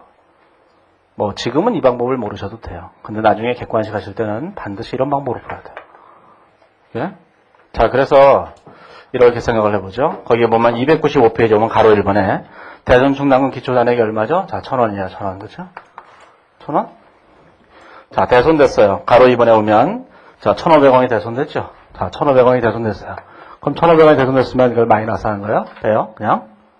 이런 거 신경 쓰지 마세요. 충당금 잔액이 얼마 있냐, 모르냐, 이런 거 신경 쓸 필요 없어요. 결과론적으로 똑같기 때문에. 왜 똑같냐면, 이런 생각을 해보세요. 예를 들면 회사가 이렇게 했다고 생각해보세요. 요때, 자, 매출 채권이 이렇게 있는데, 매출 채권 15,000원이 있는데, 대손돼 있는데, 이 금액을 충당금 잔액이 12,000원밖에 없다는 이유만으로, 우리는 충당금 12,000원이라고 쓰고 나머지는 대손상각비라고 썼잖아요. 그러지 말고 그냥 전액을 다 대손충당금과 상기해보세요. 그러면 대손충당금과 직접 다 상기해버리면 얼마가 되죠? 15,000원이 돼버리죠. 그렇죠? 자, 이런 회계 처리를 하는 순간 뭐가 되겠어요? 이런 회계 처리를 하는 순간 대손충당금은 마이너스 3,000원이 돼버리는 거예요. 자, 이제 기말에 대해서 대손충당금은 올바른 잔액을 추정해보면 16,000원이에요. 그럼 대손충당금이 16,000원이 돼야 되는데 장부에는 마이너스 3,000원이 있으니까 마이너스 3,000원을 16,000원으로 만들려면 19,000원을 써야 되잖아요. 그럼 여기다가 자, 대손충당금은 19,000원을 쓰면은 대손충당금이 16,000원이 되겠죠? 그럼 여기다가 자, 대손상각비가 얼마 되냐면 19,000원이 되는 거예요. 이렇게. 자, 그러면 보시면 이쪽도 19,000원, 이쪽도 19,000원의 답이 똑같잖아요. 회계 처리하실 때는 이렇게 하신다 하더라도 문제를 푸실 때는 이런 논리에 따라서 대손충당금 잔액이 마이너스가 된다 하더라도 신경 쓰지 말고 그냥 쭉 풀면 답이 맞는 거예요. 예? 그래서 요 15,000원이 1,500원이라고 하는 금액을 그냥 빼버리는 거예요. 이게 실질적으로 마이너스 되든 안 되든 따질 필요 없다는 거죠. 그런데 사람들은 대부분 이걸 문제를 풀 때 이런 분계 방식에 너무 익숙해져 있기 때문에 뭐라 하면 여기서 3,000원은 대손상각비야. 이걸 기억하고 있다고요. 여기서 뭘 기억하겠어요? 1,500원 중에서 요거 1,000원은 대손충당금 상기하고 500원은 대손상각비니까 걔는 별도로 기억하고 있어야지. 걔는 다전병이니까 나머지를 쭉 계산해요. 그리고 제일 마지막에 500원을 고려하지 않아서 답이 틀리는 거예요. 결과론적으로. 자, 그래서 이게 마이너스 돼도 신경 쓸 거 없어요. 그냥 마이너스 한번 씌우면 돼요. 그 다음에 세 번째 가로 3번에 보시면 대손충당금으로 대손처리한 금액이 회수됐죠? 200원? 회수되면 이만큼 늘어난다고 했잖아요. 그렇죠? 아까 얘기했잖아요. 자, 대손이 되게 되면 줄어들고 대손된 금액이 회수되면 늘어나는 거예요. 그 다음에 그 밑에 연령분석법에 따르면 제일 밑에 보시면 180일 초과하는 것이 대손율이 얼마예요? 100%죠? 그럼 대손된 거예요, 그냥. 대손 예상률이 100%짜리는 그냥 대손된 거죠. 그럼 마이너스 해버린 거예요, 대손된 거. 이건 기중에 대손된 거, 이건 기말에 대손된 거죠. 자, 이거 계산해 보세요. 그럼 얼마가 되죠? 1,300원 마이너스 금액이 되겠죠, 이렇게. 그러면 대손충당금이 마이너스 금액이 되는 거예요. 시험에서는 얘는 다 마이너스예요. 얘 플러스인 거 안 내요. 재미가 없으니까. 얘는 항상 마이너스가 돼요. 대부분의 문제가. 그러면 요 문제에서 기말에 12월 31일 이제 올바른 대손충당금만 계산하면 되잖아요. 올바른 대손충당금이 얼마냐면 그 연령분석법에 따르면 대손 예상액이 7,200원이고 7,200원 중에서 1,000원은 이미 대손 처리한 거니까 6,200원이 되잖아요. 이게 6,200원이 되죠. 6,200원. 그러면 자 마이너스 1,300원짜리가 6,200원짜리가 돼야 돼요. 그러면 충당금이 얼마가 필요하죠? 7,500원이 필요하죠.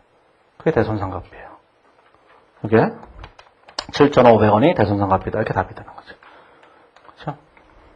자, 이렇게 푸셔야지 이 문제를 한 20초에 푸는 거예요. 네? 그럼 분계를 다 해가면서 풀면 잘 해보세요. 푸는 날이 올까요? 안 와요. 그래서 이런 기법이 필요한 거예요. 그래서 대부분의 사람들이 분계만 이렇게 추가라고 해대면서 분계만 해놓고는 자기는 회계를 잘한다고 생각해요. 그래서 이제 시험장에 가면, 처음 시험장에 가면 1년 좀 근무하고 난 다음에 처음 시험장에 가면 시험장에 가서 풀 문제가 없는 거예요. 예? 공부는 어디까지 돼 있어야 되냐면은 이런 방식으로 풀 수 있는 단계까지 돼 있어야 돼요. 예? 뭐 지금은 뭐 객관식 강의를 하는 건 아니니까 저거는 뭐 나중에 객관식 할 때 하셔도 돼요. 지금은 뭐 예제를 열심히 하시는 게 더 필요할 수도 있죠. 이렇게.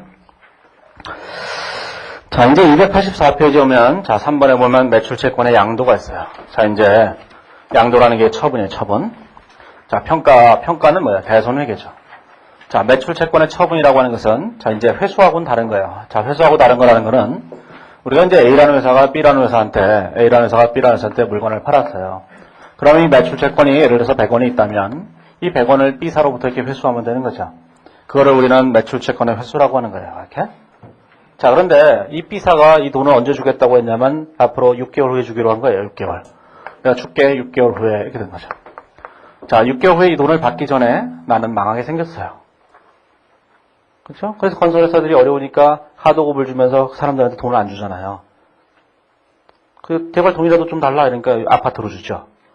너희 회사는 아파트 페인트 잘 칠했으니까 아파트 3채, 너희 인테리어 공사에서 아파트 10채 이렇게 주는 거예요, 아파트를. 공사대금으로. 그러면 이제 이 매출 채권을 여기서부터 회수하면 제일 좋은데 이 회사가 돈을 안 주니까 이 매출 채권을 금융기관한테 팔아버리는 거예요. 은행이나 이런 데다가, 은행 같은 이 금융기관에다가 얘를 이렇게 팔아버려요. 팔아버리면 은행에서 뭘 해서 돈을 주겠죠. 자, 이런 거를 매출 채권의 처분이라고 하는 거예요. 양도라고도 얘기하고 이렇게 얘기하는 거죠. 이거에 대해서는 기준이 굉장히 복잡하게 돼 있어요. 굉장히 복잡하게 돼 있어서 얘기하면 굉장히 길어요. 그래서 거기 보시면 284페이지 오면 주절주절 써놨죠. 가슴이 콱 막혀오죠. 자, 잊으세요. 요거랑 똑같은 얘기가 어디 있느냐? 금융자산 쪽에 또 있어요. 원래 어디 있는 거예요, 이게? 금융자산이 금융상품에 있는 거예요. 이게 어디 있냐면 금융상품에 관한 기준서에 보면 금융상품에 뭐가 있다 그랬어요? 매출채권이 금융상품이라니까요? 유가증권도 금융상품이에요. 유가증권이라는 게 뭐예요? 가장 대표적인 게 주식, 그 다음에 채권, 이렇게 다 금융상품이라고 해요, 이렇게. 그러면 이 유가증권을 양도한다, 제거한다 라는 얘기가 있거든요. 팔아버린다는 게 있어요. 팔아버릴 때 그런 요건을 다 갖추고서 해야 된다고. 여기다가 모든 얘기를 다 써놓으니까 너무 복잡해서 그냥 간단하게만 썼어요. 그러면 여기서 적용되는 모든 얘기가 여기도 똑같이 적용되는 거예요. 매출채권에도. 그러면 나중에 금융자산에서 얘를 주거라고 할 거예요. 죽기 전에 끝내겠지만. 그러니까 이거 신경 쓸 필요 없어요, 지금. 그러니까 여기서는 이런 생각만 하면 돼요. 요거랑 똑같은 얘기가 나중에 금융자산 쪽에 하관 제일 처음에 또 써 있어요. 하관 제일 앞에 15장에 금융자산 이러면서 거기서 제거의 조건, 이라고 써 있는데 얘보다 더 자세하게 써 있더라고요. 거기서 공부하시면 돼요. 여기서는 신경 쓰지 마시고, 여기서는 이런 얘기만 하면 되는 거죠. 어떤 얘기만 하면 되냐면은, 284페이지에 있는 그 가로 1번의 제거 조건은 공부하지 않는 게 좋겠다는 거예요. 왜냐면 나중에 나오니까. 아시겠죠? 이게? 그걸 공부하지 말고, 여기서는 이런 생각만 하세요. 어떤 생각만 하냐면, 이 금융상품, 매출채권이 됐든 유가증권이 됐든 좋은데, 여기서는 우리가 매출채권의 처분에 관한 얘기만 하니까, 이 매출채권을 은행한테 주고, 은행에서 돈을 받은 거예요. 이때 A사가 어떤 회계 처리를 할 것인가에 관한 얘기를 하는 거죠. 자, 그러면 예를 들어서 100원짜리 매출 채권을 주고 돈을 100원을 받았다고 생각을 해보세요. 뭐 100원을 받을 리는 없죠. 은행도 돈 벌어야 되니까.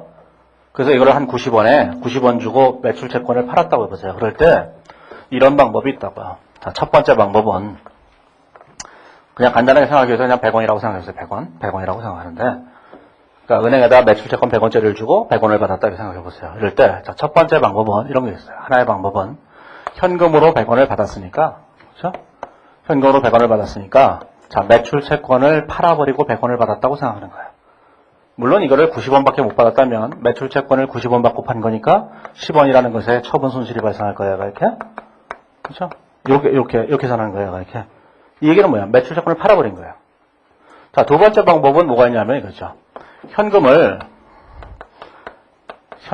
자, 100원을 받고 매출 채권을 줬잖아요. 근데 매출 채권을 줬다고 생각하지 않고 그 돈을 그냥 빌렸다고 생각하는 거예요. 돈을 빌렸다고 생각하면 여기 뭐라고 써요? 단기 차입금 이렇게 써지는 거예요. 은행에서 돈 빌린 거예요. 돈 빌리면서 이 매출 채권 100원을 담보로 제공한 거예요. 이해하시겠죠, 이게? 우리가 매출채권을 100원을 주고 은행에다 100원을 담보로 제공하고 100원을 빌린 것인지, 아니면 매출채권 100원짜리 그냥 팔아버린 건지, 그 두 가지가 라는 얘기를 하는데 그게 국제기준에서는 굉장히 긴 얘기를 해요. 우리는 별 관심도 없는데 막 써 있어요. 이게 뭐 이전한 경우, 보유한 경우, 무슨 뭐예요? 그 자식이 뭐라고 써놨어? 이전도 보유도 아닌 경우? 그래, 통제하는 경우, 통제하지 않는 경우, 통제한다고 할 때 뭐예요? 실질적 관여의 정도까지 그지 같은 얘기 쫙 써 있어요. 깨끗하게 잊으면 돼요. 왜 잊어요? 그거 한 문제 맞추는데 얼마나 머리 아프겠어요. 말로 하는 문제 한 문제 나올지도 모르는데 그 말로 하는 문제 한 문제를 맞추기 위해서 지금부터 노력하는 게 전 틀릴 거예요. 그 시간에 딴 거 하면 딴 거 더 많이 맞출 텐데.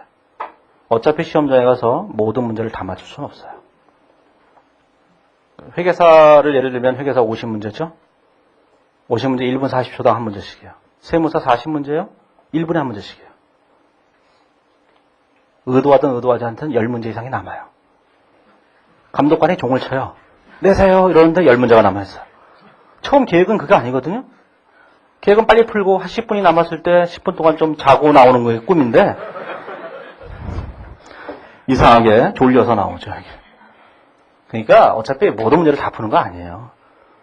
이제 초보자들, 초보 수험생들의 가장 커다란 단점이 뭐냐? 다 풀려고 한다는 거예요. 자, 다 풀면 어떻게 되냐면 다 떨어져요. 100% 풀면 다 떨어져요. 왜냐면 다 개판으로 풀었을 거기 때문에. 다 푸는 거 아니에요. 그냥 자기 아는 것만 정확하게 몇 개 풀면 합격해요. 그런데 사람은 탐욕스럽거든요. 이 시험에 꼭 붙어야 돼요. 그래야지 어머니께서 핸드폰 새 거 사준다 그랬거든요. 그래서 네, 그런 거 신경 쓰지 마세요. 네, 그런 얘기는 나중에 금융자산 쪽에 가서 그 얘기를 또 할 건데 그 얘기는 그때 가서도 굉장히 어려운 얘기다라고 생각하시면 그냥 잊으세요. 먼 훗날 해야지. 언제 하느냐? 합격한 후에. 그날이 안 오면 뭐 안 해도 되잖아요, 영원히. 그 신경 쓸 거 없어요. 또 합격하고 나면 책을 보고 해요. 합격하고 나서도 외워서 하려고 그랬어요? 합격하면 다 보고 하는 거예요, 이게 전부 다. 회사에서 뭘 물어보면, 자, 기준을 가져와 보세요. 넘겨가면서 하는 거예요. 3시간을 잡아먹죠. 그거 하나 하는데. 자, 이 두 가지가 있어요. 자, 이럴 때, 요렇게 매출 채권을 요렇게 줄여서 없애버리는 거를 제거 요건을 충족시켰다고 하는 거예요. 매출 채권을 제거했다고 하는 거 제거. 인식의 반대가 제거예요. 이런 거를 제거 요건을 충족시켰다고 해요. 제거 요건을. 옛날 기준을 공부하셨다면 이걸 매각거래라고 한다 이랬는데 국제기준은 매각거래라는 표현을 안 쓰고 이게 제거 조건을 충족시켰다고 얘기한다고요. 이걸 뭐라고 하냐면 제거 요건을 충족시키지 못했다고 얘기하는 거예요.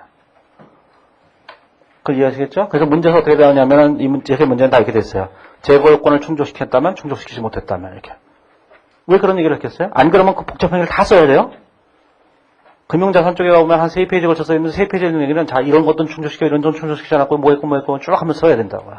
그러니까 시험 문제를 낼 때는 어차피 어떻게 낼 수밖에 없냐면은 제거 요건을 충족시켰다고 한다. 충족시키지 않았다고 한다. 이렇게 될 수밖에 없는 거예요. 시험에서는.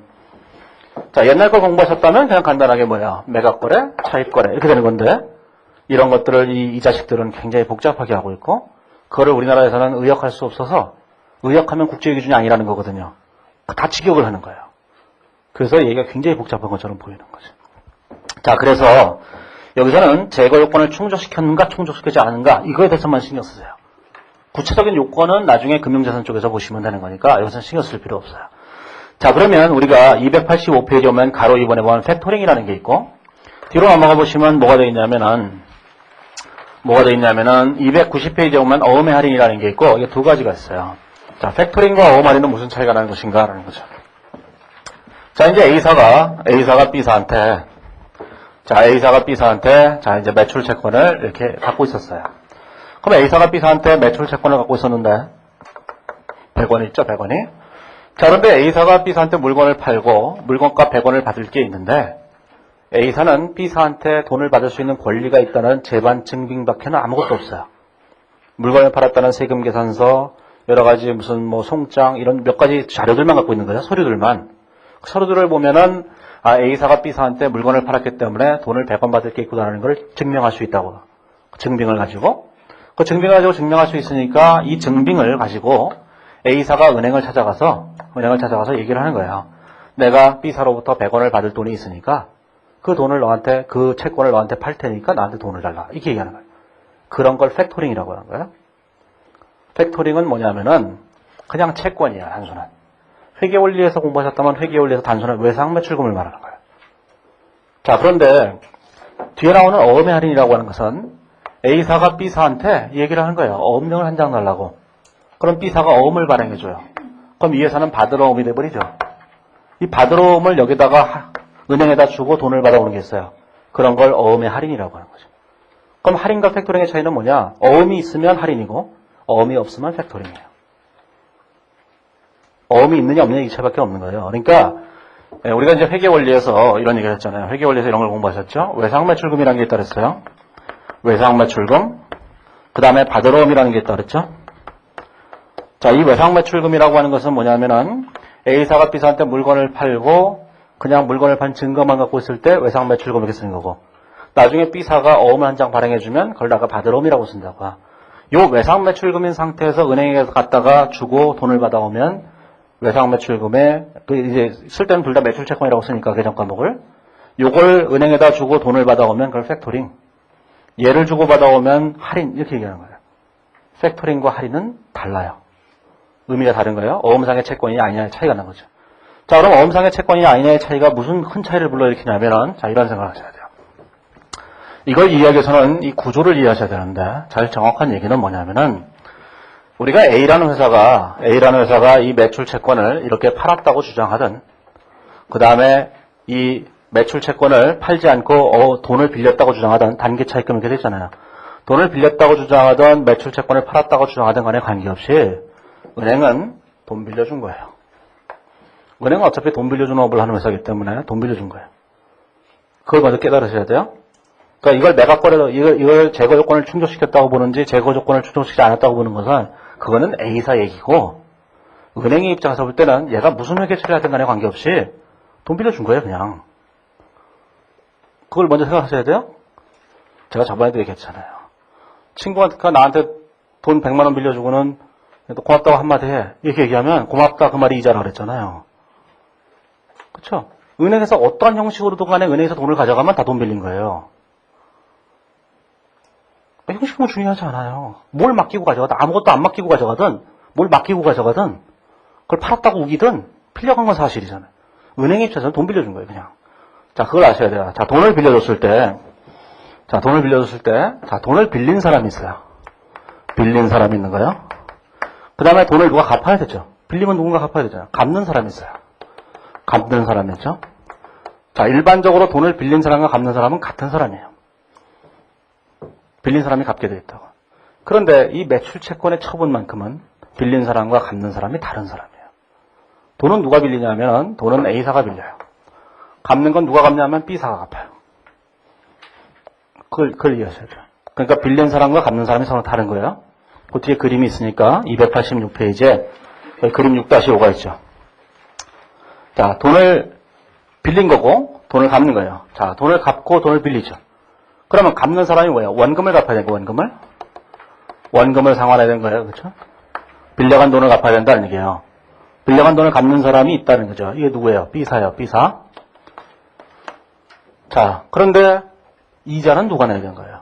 돈을 빌렸으면 나중에 원금과 이자를 같이 내야 되는 거니까 이자를 누가 내야 되냐면 이자는 돈을 빌린 사람이 내는 거지 갚는 사람이 내는 게 아니에요. 우리가 나중에 은행에서 100만 원을 빌렸을 때 나중에 100만 원을 갚을 때 이자도 내는 이유는 내가 원금을 상환하는 사람이기 때문에 내는 것이 아니라 옛날에 내가 돈을 빌린 사람이기 때문에 내는 거라고요. 그러면 빌린 사람이 이자를 내야 돼요. 자, 이 사람이 이자를 내는 거예요. 이자를. 자, 이자를 내는 건 A사가 내야 되죠. 이렇게. 자, 그러면 생각을 해볼 때, 자, 은행의 입장에서 볼 때는 이자를 줄 때, 이자를 받을 때 이자를 후불 조건으로 받게 되면 나중에 두 사람을 찾아가야 되는 거예요. 나중에 이 돈 빌려준 거에 만기일이 됐을 때 이자를 빌린 사람한테 이자를 받고 갚는 사람한테 원금을 받아야 되는 거니까 여기 가서 원금 달라 그러고 여기 가서 이자를 달라 그래야 될 거 아니겠어요? 그럼 두 명을 찾아가야 되죠. 근데 제일 처음에 생각을 해보세요. 제일 먼저 뭘 했죠? 이 사람을 만났죠. 만나서 돈을 빌려주세요. 한 번. 자, 그 다음에 뭘 했어요? 돈을 갚을 때 이 사람 한 번 만나고 이 사람 한 번 만났으니까 3번 만났죠. 얘 2번 만났고 얘 한 번 만났잖아요. 얼마나 불편하겠어요. 불편하지 않다 그러면 할 말은 없어요. 은행에서 야, 둘 다 나와 이러면 뭐 할 말이 없는데 여기서 무조건 불편하다고 치는 거예요. 그러면 최소한 만나면 교통비가 절약될 거 아니겠어요. 그래서 제일 먼저 얘를 만날 때 얘기를 하는 거예요. 네가 나중에 이자를 내야 되는 사람이니까 이자를 지금 내라고. 그래서 이 어어마린이나 팩토리에서 제일 중요한 사건은 뭐냐면은 이자를 선불로 해야 된다는 거예요. 우리는 대부분 돈을 빌릴 때 이자는 전부 다 후불이에요. 얘는 이자가 선불이에요. 이걸 아셔야 돼요. 빌린 사람과 갚는 사람이 같으면 이자는 후불 조건이에요. 대부분. 이게 다르면 이자는 전부 다 선불 조건이에요. 우리가 지나가다 보면 거기 벽에 전봇대 딱 붙어있죠? 벽에? 대학생 우대 100만 원 이게 붙어있잖아요. 자동차도 됩니다. 이렇게 다 붙어있잖아요. 이게 사채업자들이 다 붙여놨잖아요. 사채업자들은 찾아가면 뭐라 그래요? 얼마나 필요해? 그럼 100만 원 필요합니다. 그러면 그래 50만 원 주면서 또 100만 원 빌려간 거야? 이렇게 얘기하죠. 안 해봤어요? 아니 그럼 말을 하지 말고 해봐야 되는 거죠. 해보면 100만 원, 50만 원 주면서 또 100만 원 빌려간 거 이렇게 얘기한다고요. 그리고 한 달 후에 이제 협박 전화가 와요. 왜 안 갚냐고. 그럼 누가 갚아요? 부모님이 갚죠. 그래서 빌린 사람과 갚는 사람이 다른 거예요. 그 사채업자는 다 후불이라고요. 선불이에요, 선불. 이해하시겠어요? 왜 그게 선불인지? 아니 사채업자가 내가 반드시 갚을 거라고 확신이 있다면 이자를 왜 선불로 하겠어요? 이 인간 틀림없이 원금을 못 갚을 인간이에요. 이자라도 일단 받아두는 거예요. 나중에 원금은 가족을 찾아가면 되니까. 그래서 중요한 얘기는 뭐냐 하면은 빌린 사람과 갚는 사람이 다를 때는 이자를 다 선불 조건으로 한다 그런 얘기예요. 왜냐하면 갚는 사람이 이자를 낼 리가 없기 때문에. 아시겠죠 이게?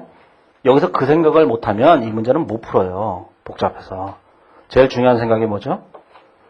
이자가 선불하는 것이다. 이자 선불 조건이야. 자 그러면 뭐부터 생각하셔야 돼요? 제일 먼저 자 이렇게 생각하세요.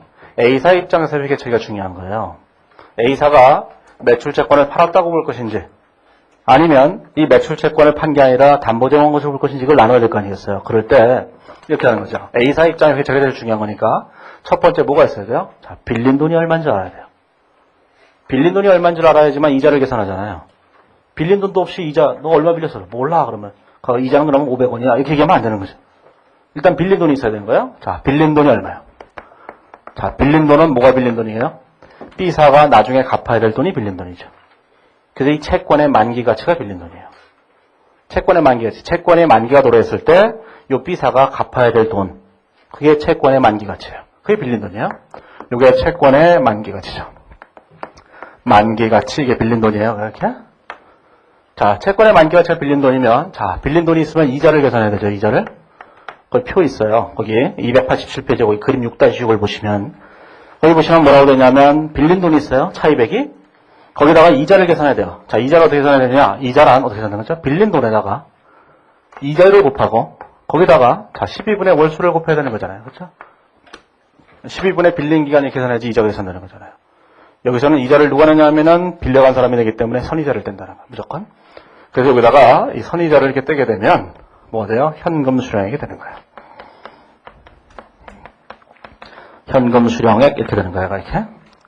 자, 여기 이제 3번이라고 해보죠. 자, 그런데 이제 문제는 어음의 할인과 매출 채권의 양도가 좀 틀린 거예요. 자, 어음하고 자, 외상 매출금을 생각해 보세요.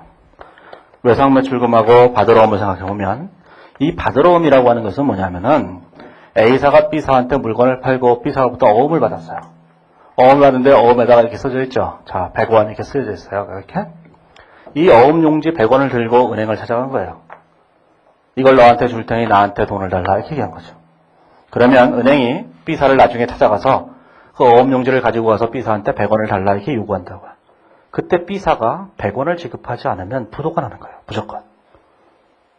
그런데 실제적인 상황은 많이 틀리잖아요. 예를 들어서 B사가 이런 얘기를 할 수도 있죠.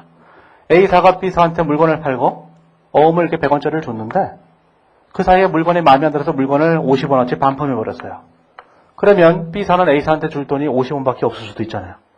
그럴 때 은행이 B사한테 가서 자, 어음 용지를 내밀면서 100원어치 달라 이럴 때 B사가 나 그 중에서 50원어치는 반품했는데 나 50원만 줘야 되겠다 이렇게 얘기하면 부도 처리가 되는 거예요. B사가 어음을 발행하는 그 순간 이 어음 용지상에 있는 이 금액은 A사와 B사의 실제적인 거래가 뭐냐는 따지지 않아요. B사가 어음을 발행하는 그 순간 이 어음은 유가증권이 돼버리는 거예요. 원래 실제 거래하고는 아무 관계없는 게 돼버려요. 따라서 어음의 액면으로 쓰여져 있는 금액은 무조건 줘야 되는 거예요. 따라서 어음상의 채권은 확정 채권이에요. 금액은 절대로 변하지 않는 거죠. 그게 어음 할인이에요. 자, 그런데 따라서 어음 할인은 이렇게 되고 딱 끝나요. 뒤에 가보시면 이게 그림이 똑같다는 거 아셔야 돼요. 거기 보시면은 290페이지에 보시면 제일 밑에 그림 6-7에 어음 할인의 구조가 되어 있죠. 어음 할인하고 매출채권의 양도, 팩토링을 두 개를 같이 공부하셔야 된다고요. 안 그러면 두 개를 따로따로 공부해야 되니까. 그럼 이중으로 하는 거니까 한 가지만 하면 돼요. 그러면 이 상태로 딱 끝나면 어음 할인이 되는 거예요. 이해하시겠죠, 이게? 자, 그런데 매출채권의 양도라고 하는 팩토링은, 외상매출금의 양도라는 팩토링은 뭐냐면은, A사가 B사한테 100원어치 팔고 난 다음에 그 100원의 증빙만을 가지고 얘한테 팔아버렸다고요. 은행이 얘한테 가서 100원을 달라고 그러니까 B사가 뭐라고 얘기하냐면 이런 얘기를 하는 거예요. 내가 실제로 50원 반품했으니까 내가 줄 돈 50원밖에 없다. 50원만 주겠다. 이렇게 얘기하는 거죠. 50원만 주겠다고 얘기할 때 은행이 50원만 받아갈 수밖에 없는 거예요.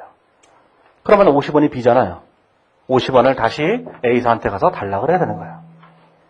그 얘기는 뭐냐면은 A사가 B사한테 팔았던 이 매출채권 100원짜리가 확정된 채권이 아니라는 뜻이거든요. 그러면 은행의 입장에서 볼 때는 나중에 얘한테 달라고 그러는데 얘가 안 줘요. 정당하게. 그랬을 때 다시 얘를 또 찾아가서 달라고 그러면 이 자식이 줄 리가 없잖아요. 그래서 얘한테 돈을 줄 때 미리 그만큼을 빼고 주는 거예요. 혹시라도 얘한테 100원을 달라고 그러는데 얘가 안 줄 가능성이 있는 금액이 한 20원 되니까 그건 대손하고는 틀린 거예요. 대손은 얘가 망한 거고 대손이 되는 게 아니라 얘는 정당하게 갚아야 될 돈이 80원밖에 안 되기 때문에 80원만 주는 거라고요. 대손된 건 아니에요. 대손됐다는 얘기는 부도 났다는 뜻이니까 대손된 건 아니고 그러면 여기 달라 그럴 때 얘가 안 줄 가능성이 있으니까 안 줄 가능성에 대비하기 위해서 얘한테 줄 돈 중에서 미리 일부를 빼놓는 거예요. 그런 걸 유보금액이라고 한다고. 일부를 떼놓는 거예요. 일부를. 그러니까 이런 거죠. 사채업자가 돈을 빌려줘서 얼마가 필요해? 100만 원 필요한데요. 그러면은 50만 원을 주면서 얘기하는 거예요. 야, 너 100만 원 빌려간 거야? 이게 선이자죠, 얘? 그래, 곰곰이 생각해보니까 보안이 얘네 부모님이 안 갚아줄 것 같아요. 부모님 뭐 하셔? 그러면 우리 부모님 군인이에요. 군인 뭔데? 뭐 특전사예요. 그러면 안 갚을 것 같잖아요. 해병대 이러면은 갚는 게 아니라 내가 죽게 생겼잖아요. 그럼 그걸 뭐겠어요? 아니야. 20만 원 또 유보해 놓자 이런 거예요, 이게. 혹시 가서 갔는데 특공대들이 막 와보세요. 그럼 못 받잖아요, 이게. 그러니까 내 보안이 너희 부모님 안 갚으실 것 같아. 혹시 모르니까 20만 원 더 빼고 30만 원만 주는 거죠. 그게 유보금액이에요. 자, 그래서 뭐가 있어요, 여기에? 유보금액이 있는 거예요, 유보금액. 유보금액이 있는 거예요, 유보금액. 자, 유보금액은 그냥 금액이 얼마 몇 프로 그냥으로 간단하게 끝내요. 그럼 뭐 자기네가 그냥 정하면 되는 거니까. 그 다음에 이 유보금액 중에서 나중에 회수되고 남은 금액이 있을 거 아니겠어요? 나머지는 되돌려줘야 되죠. 예를 들어서 이 사람한테 이 유보금액이 이 사람이 20원 안 주고 가서 20원을 떼놨는데 나중에 가보니까 이 사람이 10원을 안 줬어요. 그럼 나머지 10원은 이 사람한테 돌려줘야 될 거 아니겠어요? 그 나중에 10원을 다시 회수하게 되죠. 그래서 유보중 회수액이 있는 거예요. 유보중 회수액 이렇게 됐어요.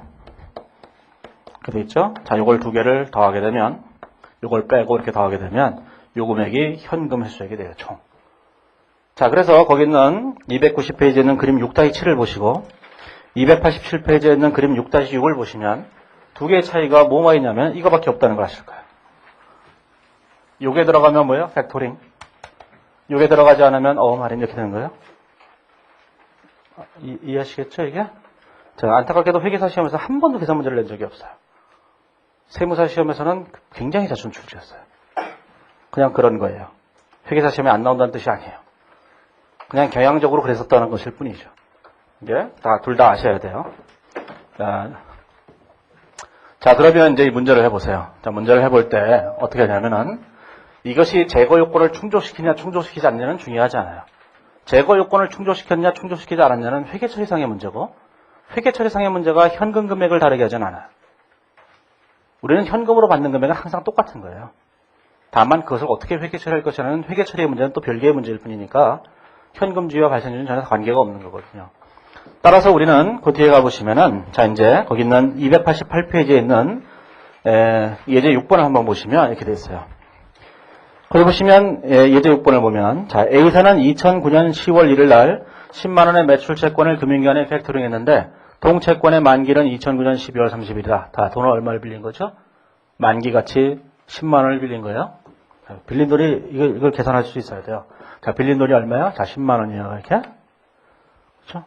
자, 빌린 돈에 대해서 이자를 줘야 되죠. 가로 2번에 보시면, 두 번째 줄에 보시면 금융기관은 연 12%의 수수료를 부과하며 수수료의 계산은 월할 계산한다는데 연 12%의 수수료라는 게 이 이자가 12%다 그런 뜻이에요.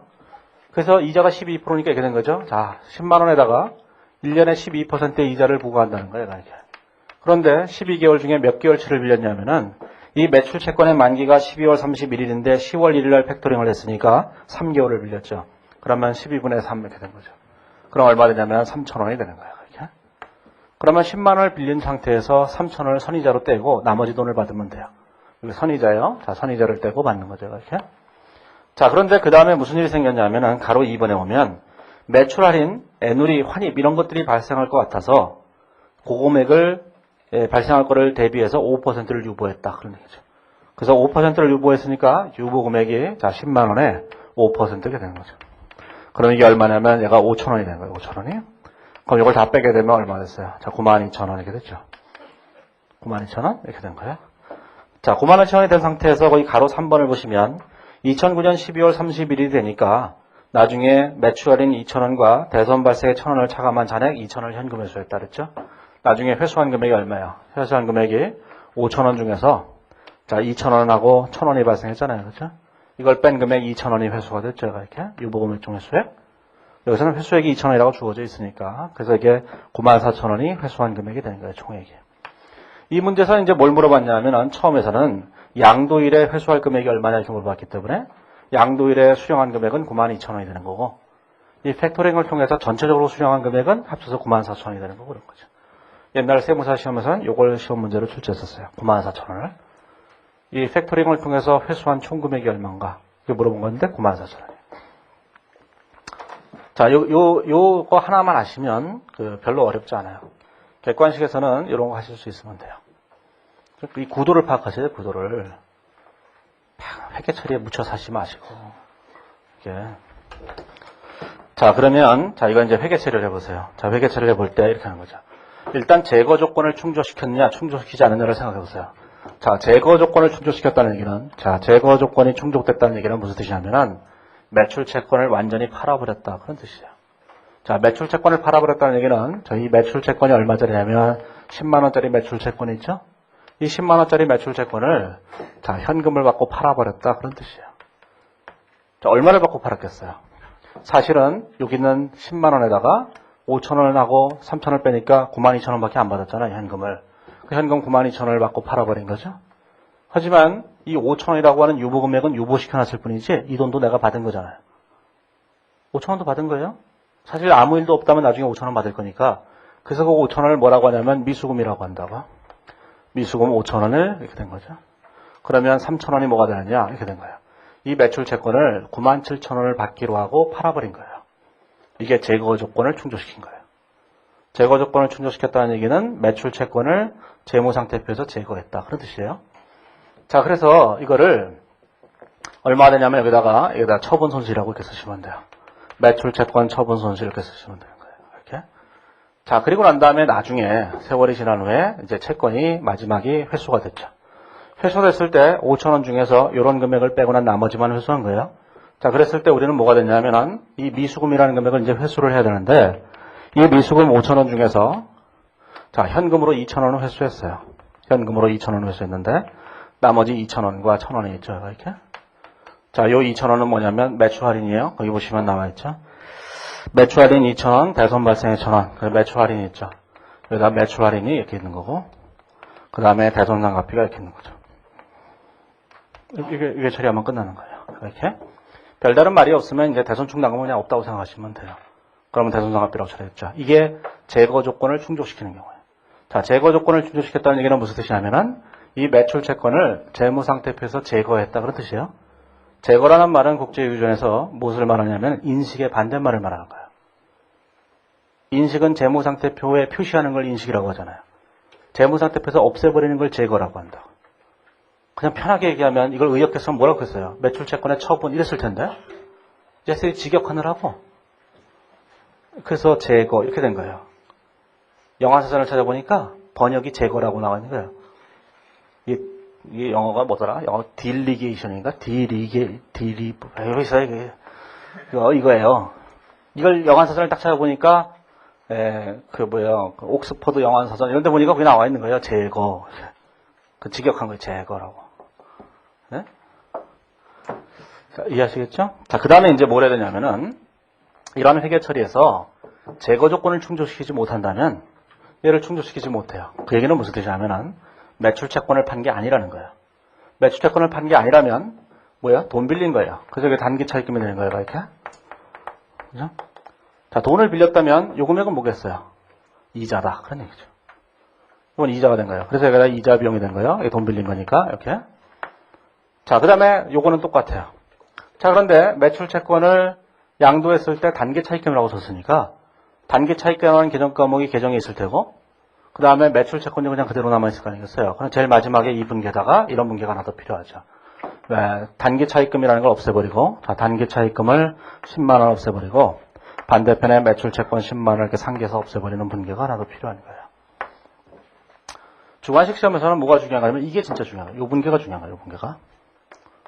요 밑에 있는 분계도 뭐 그냥 그런 거겠지만 결과론적인 분계지만 제일 중요한 건 양도일에 얘를 매출 채권이라고 쓸 것인지 단기 차입금으로 쓸 것인지 이게 가장 중요한 논점이라고.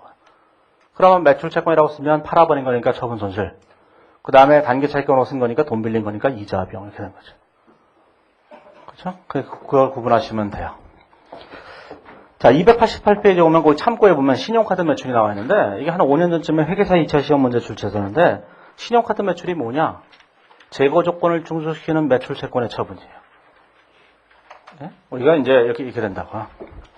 우리가 이제 학원에서 이제 뭐 수강을 하기 위해서 수강을 했다. 그럼 카드로 딱 끊었다 그러면은 학원에서 회계 처리 이렇게 한다고요. 확인해 본 적은 없어요. 자, 매출 채권 10만 원. 대변에다 매출 10만 원 이렇게 회계 처리할 거 아니겠어요, 이렇게. 그러면 카드니까 자, BC 카드 이렇게 나오잖아요. BC 카드 이렇게. 그럼 BC 카드 회사에서 며칠 후에 돈을 보내줘요. 돈을 넣어준다고 이게. 돈을 넣어줄 때 카드 수수료를 빼고 넣어준다고요. 가맹점 수수료를. 그 가맹점 수수료를 빼고 나면 자, 현금으로 97,000원밖에 안 주죠. 3,000원은 뭐가 된 거예요? 3,000원은 지급 수수료 이렇게 처리하는 거예요. 이렇게. 실무적으로는 대부분 다 지급 수수료라고 쓰는데 그러면 뭐가 돼요? 이 매출 채권을 이 학원에서 BC카드한테 팔아버린 거예요. 그럼 이게 나중에 대손되면 전부 다 카드 회사가 다 책임지죠. 100%. 이걸 딱 끝내버린 거예요. 그러면 이게 뭐냐? 제거 조건을 충족시키는 매출 채권의 처분이 되는 거예요. 카드 매출은 전부 다. 옛날에 시험에 나왔는데 갑자기 카드 매출이 나오니까 다 이제 백지를 냈죠. 옛날에 한 건데. 카드 매출도 결국 뭐야? 이거다. 그런 얘기예요. 개념적으로. 제거 조건을 충족시키는 거예요. 그래서 거기 한마디 써놓은 거예요. 그냥. 참고서 한번 읽어보세요. 이게. 그 다음에 이제 그 290페이지에 보면 어음 할인이 있는데, 어음 할인에 대해서는 뭐만 생각하면 돼요? 이거랑 똑같겠죠? 다만 뭐예요? 이것만 없는 거예요, 이것만. 유보금액만 없는 거예요, 그렇게? 유보금액이라는 게 있을 수 없다고요. 어음상에 있는 금액 자체를 다 안 주면 무조건 부도 처리되기 때문에. 그래서 이게 없는 거예요. 자, 여기 없으니까, 자, 이제 문제를 해보세요. 자, 그러다 보니까 이제 어음은 굉장히 쉬워요. 굉장히 쉽다 보니까 어음을 시험 문제로 낼 때는 반드시 이자 보험을 내요. 어음에 이자를 준다는 거예요. 그럼 실무에서 이자 보험이 있느냐? 없어요. 이자 보험을 저는 한 번도 본 적이 없어요. 이자 보험이라는 건 의미가 없는 거거든요. 왜 이자 보험이 의미가 없겠어요? 이자 보험이라고 하는 것은 자, 이런 얘기를 하는 거거든요. 지금 현재 A사가 B사한테 물건을 팔고 B사로부터 어음을 받았어요. B사로부터 어음을 받았죠. 얼마짜리냐면 자, 100만 원짜리를 팔았는데 100만 원짜리를 팔았는데 이 B사가 이 돈을 언제 주기로 했냐면 6개월 후에 주기로 했다는 거예요. 그걸 어음을 한 장 쓰면서 이자 보험이라는 거는 액면을 100만 원이라고 쓰고 여기다 이렇게 썼다는 거예요. 6개월 후에 연이자율 연이자율 5%로 10%로 이자를 지급함. 이게 써줬다는 거예요. 이렇게. 그래서 6개월짜리 이자를 계산하면 이게 5원이 될 거 아니에요. 5원이. 그 생각을 해보세요. 10만원짜리 어음을 발행하고 이런 얘기를 써주면 이제 은행에 찾아가죠. 6개월이 지난 후에. 은행에 가서 이제 어음 돈을 받아달라고 어음 용지를 줘요. 은행 창구 직원 하다가 창구 직원이 얘기할 거라고 이게 100원을 딱 줘요. 그러면 아니 이자 좀 주세요. 무슨 이자요? 그러면 거기 써 있잖아요. 연 10% 이자 뭐 이게 써 있잖아요. 그거 줘야죠. 그랬더니 낙서하지 마세요. 어음 용지에다가 지워버려요. 이렇게. 생각을 해보세요. 자, 그럼 이런 거래에서 B사가 이자를 주고 싶으면 어떻게 거래하겠어요? B사가 이자를 주고 싶으면 어음용지에다가 이렇게 써준다고요. 액면 금액으로 105원 이렇게.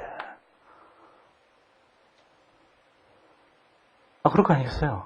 어음용지에다가 여기다 금액을 써줄 때 이자를 포함한 금액을 써줘요. 그러니까 이자 보험이 없는 거예요, 현실적으로. 그러니까 물건을 팔면서 그 물건에서 이자를 준다고 할 때는 어음의 원금하고 이자를 한꺼번에 합친 금액을 여기다가 그 금액을 써주기 때문에 이자 보험이 현실적으로 존재하지 않는 거라고요. 그러니까 실무에서는 이자 보험을 찾기가 거의 불가능하죠. 예? 그럼에도 불구하고 시험에서는 이자 보험을 내지 않으면 얘를 낼 이유가 없어요. 너무 쉬워서. 그래서 이자 보험만 내요. 회계사 시험에서 한 번도 낸 적이 없어요. 그래서 회계사 시험에서 한 번 내면 다 떨어질 거예요. 다 틀릴 거예요. 세무사 시험에서는 가끔씩 출제하죠. 그러니까 제가 이제 세무사 시험에서 나오고 회계사 시험에서 안 나오고 또는 회계사 시험에서 나오고 세무사 시험에서 안 나오고 이런 얘기 하지만 그게 어떤 경향성이 있는 건 아니에요. 왜냐면 다 대학 교수들이 내기 때문에 이 사람이 내나 저 사람이 내나 다 똑같은 거예요. 기본적으로. 그렇기 때문에 제가 뭐 여기서 많이 나왔다 저기서 별로 안 나왔다 이렇게 얘기하는 것일 뿐이지 그거를 들으시면서 나는 회계사 공부하니까 이건 안 해도 되겠구나. 또 나는 세무사 공부하시니까 이건 안 해도 되겠구나. 이거 생각하시면 안 돼요. 양쪽 다 나오는 거예요. 네? 예? 그러면 이제 거기 예제만 한번 해보세요. 예제만 보시면 거기 보시면 291페이지에 오면은 10월 1일날 6개월 만기인 어음상의 채권 10만원을 금융기관에 할인했는데 표시이자는 10%였다. 그렇죠. 자, 그러면 어떻게 된 거죠? 자, 어음의 만기 가치를 계산하셔야 돼요. 만기 가치가 얼마냐? 어음이 얼마짜리예요? 10만원짜리죠. 10만원짜리예요. 자, 만기일이 되면 10만원의 원금에다가 이자를 또 주겠죠. 자, 이자를 준 거예요. 자, 이자를 얼마를 준 거죠? 거의 이자율이 몇 퍼센트냐면 이자율이 10%고, 자, 10%를 주는 거죠. 이자가 6개월짜리예요. 그렇죠? 이렇게? 어음이 6개월짜리 어음이라고요. 6개월 만기 어음. 그러면 6%, 그 12분의 6을 곱하게 되면 이게 10만 5천 원이 되죠. 자, 10만 5천 원을 만기일에 갚아야 되는 돈이 되는 거죠. 그럼 빌린 돈은 만기에 갚아야 될 돈이 빌린 돈이에요. 자, 빌린 돈에 대해서 이자를 계산한 거예요. 이렇게. 자, 10만 5천 원이라고 하는 것은 어음상에서는 요게 원금이고 요게 이자라고 얘기하지만 돈을 빌려준 은행의 입장에서 볼 때는 만기에 받아야 될 모든 금액이 빌려준 돈이다 그런 얘기예요. 그렇죠? 왜냐하면은 은행의 입장에서 볼 때는 B사가 이자를 줄 리가 없기 때문에 B사가 주는 돈은 그 명목이 원금이든 이자든 관계없이 다 원금인 거예요. 은행의 입장에서 볼 때는. 그래서 여기서 채권의 만기 가치를 빌린 돈이라는 걸 꼭 기억하셔야 돼요. 그러면 이자는 뭘로 계산하냐? 빌린 돈에 대해서 계산하는 거예요, 무조건. 그럼 빌린 돈에 대해서 이자율이 거의 몇 퍼센트라고 했냐면 12%라고 얘기했으니까 12%를 곱하고 여기다가 12분의 월수를 곱하면 되죠. 언제 할인했냐 하면은 자 10월 1일 날 할인했어요. 발행일이 7월 1일이니까 3개월이 지난 후에 할인했으니까 여기다 12분의 3을 곱하시면 되죠. 자 12분의 3을 곱하게 되면 자 거기 뭐가 되냐면 그 금액이 이제 3,150원이 돼요. 자 그러면 이걸 빼게 되면 얼마 되냐면 현금 수령액이 자 10만 1,850원 이렇게 되겠죠? 이렇게 되는 거예요. 이렇게 10만 1,850원이 하고 자 이제 회계 처리를 해보세요. 자 회계 처리를 해보시면 얘가 이제 이렇게 되는 거예요. 자 일단 얘를 전부 다 제거 조건을 충족시켰다고 해보세요. 여기서 이제 제거 조건을 그냥 충족시켰다 하는 문제밖에 안 되지만 제거 조건을 충족시켰다면 자 매출 채권을 제거를 해야 되죠? 10만 원짜리를 매출 채권은 지금 10만 원이라고 되어 있는 거잖아요. 그런데 여기다가 자 현금을 받았죠. 자 현금을 얼마를 받았어요? 현금을 자 10만 1,850원을 받은 거예요. 이렇게 그렇죠? 자 그런데 나는 요 이자가 5,000원이 있는데 이 5,000원의 이자 중에서 내가 3개월 동안 보유하고 있었으니까 2,500원은 내가 이자 수익을 인식해야 되잖아요. 기간 경과이자는 다 내가 보유한 부분은 내 거니까 여기다 이자 수익을 이렇게 인식하셔야 되죠. 이렇게. 그래서 이자 수익이 여기다 2,500원이 되는 거예요. 자, 대차가 안 맞죠? 대차 안 맞는 잔액을 우리는 매출채권 처분 손실이라고 이렇게 쓰는 거예요. 이렇게. 그래서 매출채권 처분 손실이 얼마가 됐냐면 거기 650원이 됐어요. 여기서 중요한 사실을 하나 아셔야 되는데, 중요한 사실은 뭐냐면은 여기서 우리가 요 이자라고 하는 금액이 좀 아까 팩토링에서는 뭐였냐면 요 이자라고 하는 금액이 매출채권 처분 손실이었다고요. 좀 아까 앞에 있는 예제를 보시면, 근데 여기는 이 이자로 계산한 금액이 여기 있는 처분 손실하고 금액이 일치하지 않잖아요. 이자 보험인 경우에는 이 매출채권 처분 손실하고 이자 비용이 일치하지 않아요. 요게 이자가 일치하지 않는다고. 그걸 꼭 기억하셔야 돼요. 그래서 시험에서는 이걸 낼 때 현금 회수액이 얼마냐면 문제가 너무 밋밋하잖아요. 그래서 문제를 낼 때 어떻게 내냐면 이런 식으로 내요. 295페이지는 세무사 2005년도 시험 문제처럼 4번 문제처럼 간단하게 내면서 1번 이 분계를 설명해 주는 거예요. 이 분계를 자, 매출채권 대변에 10만 원이라고 쓴다. 2번 매출채권 처분 손실은 650원이라고 쓴다. 이렇게 써주는 거예요, 분계를. 그래야지만 보기 5개를 만들 수 있다고. 그렇게 쓰면 또 문제가 좀 더 어려워 보이죠. 예?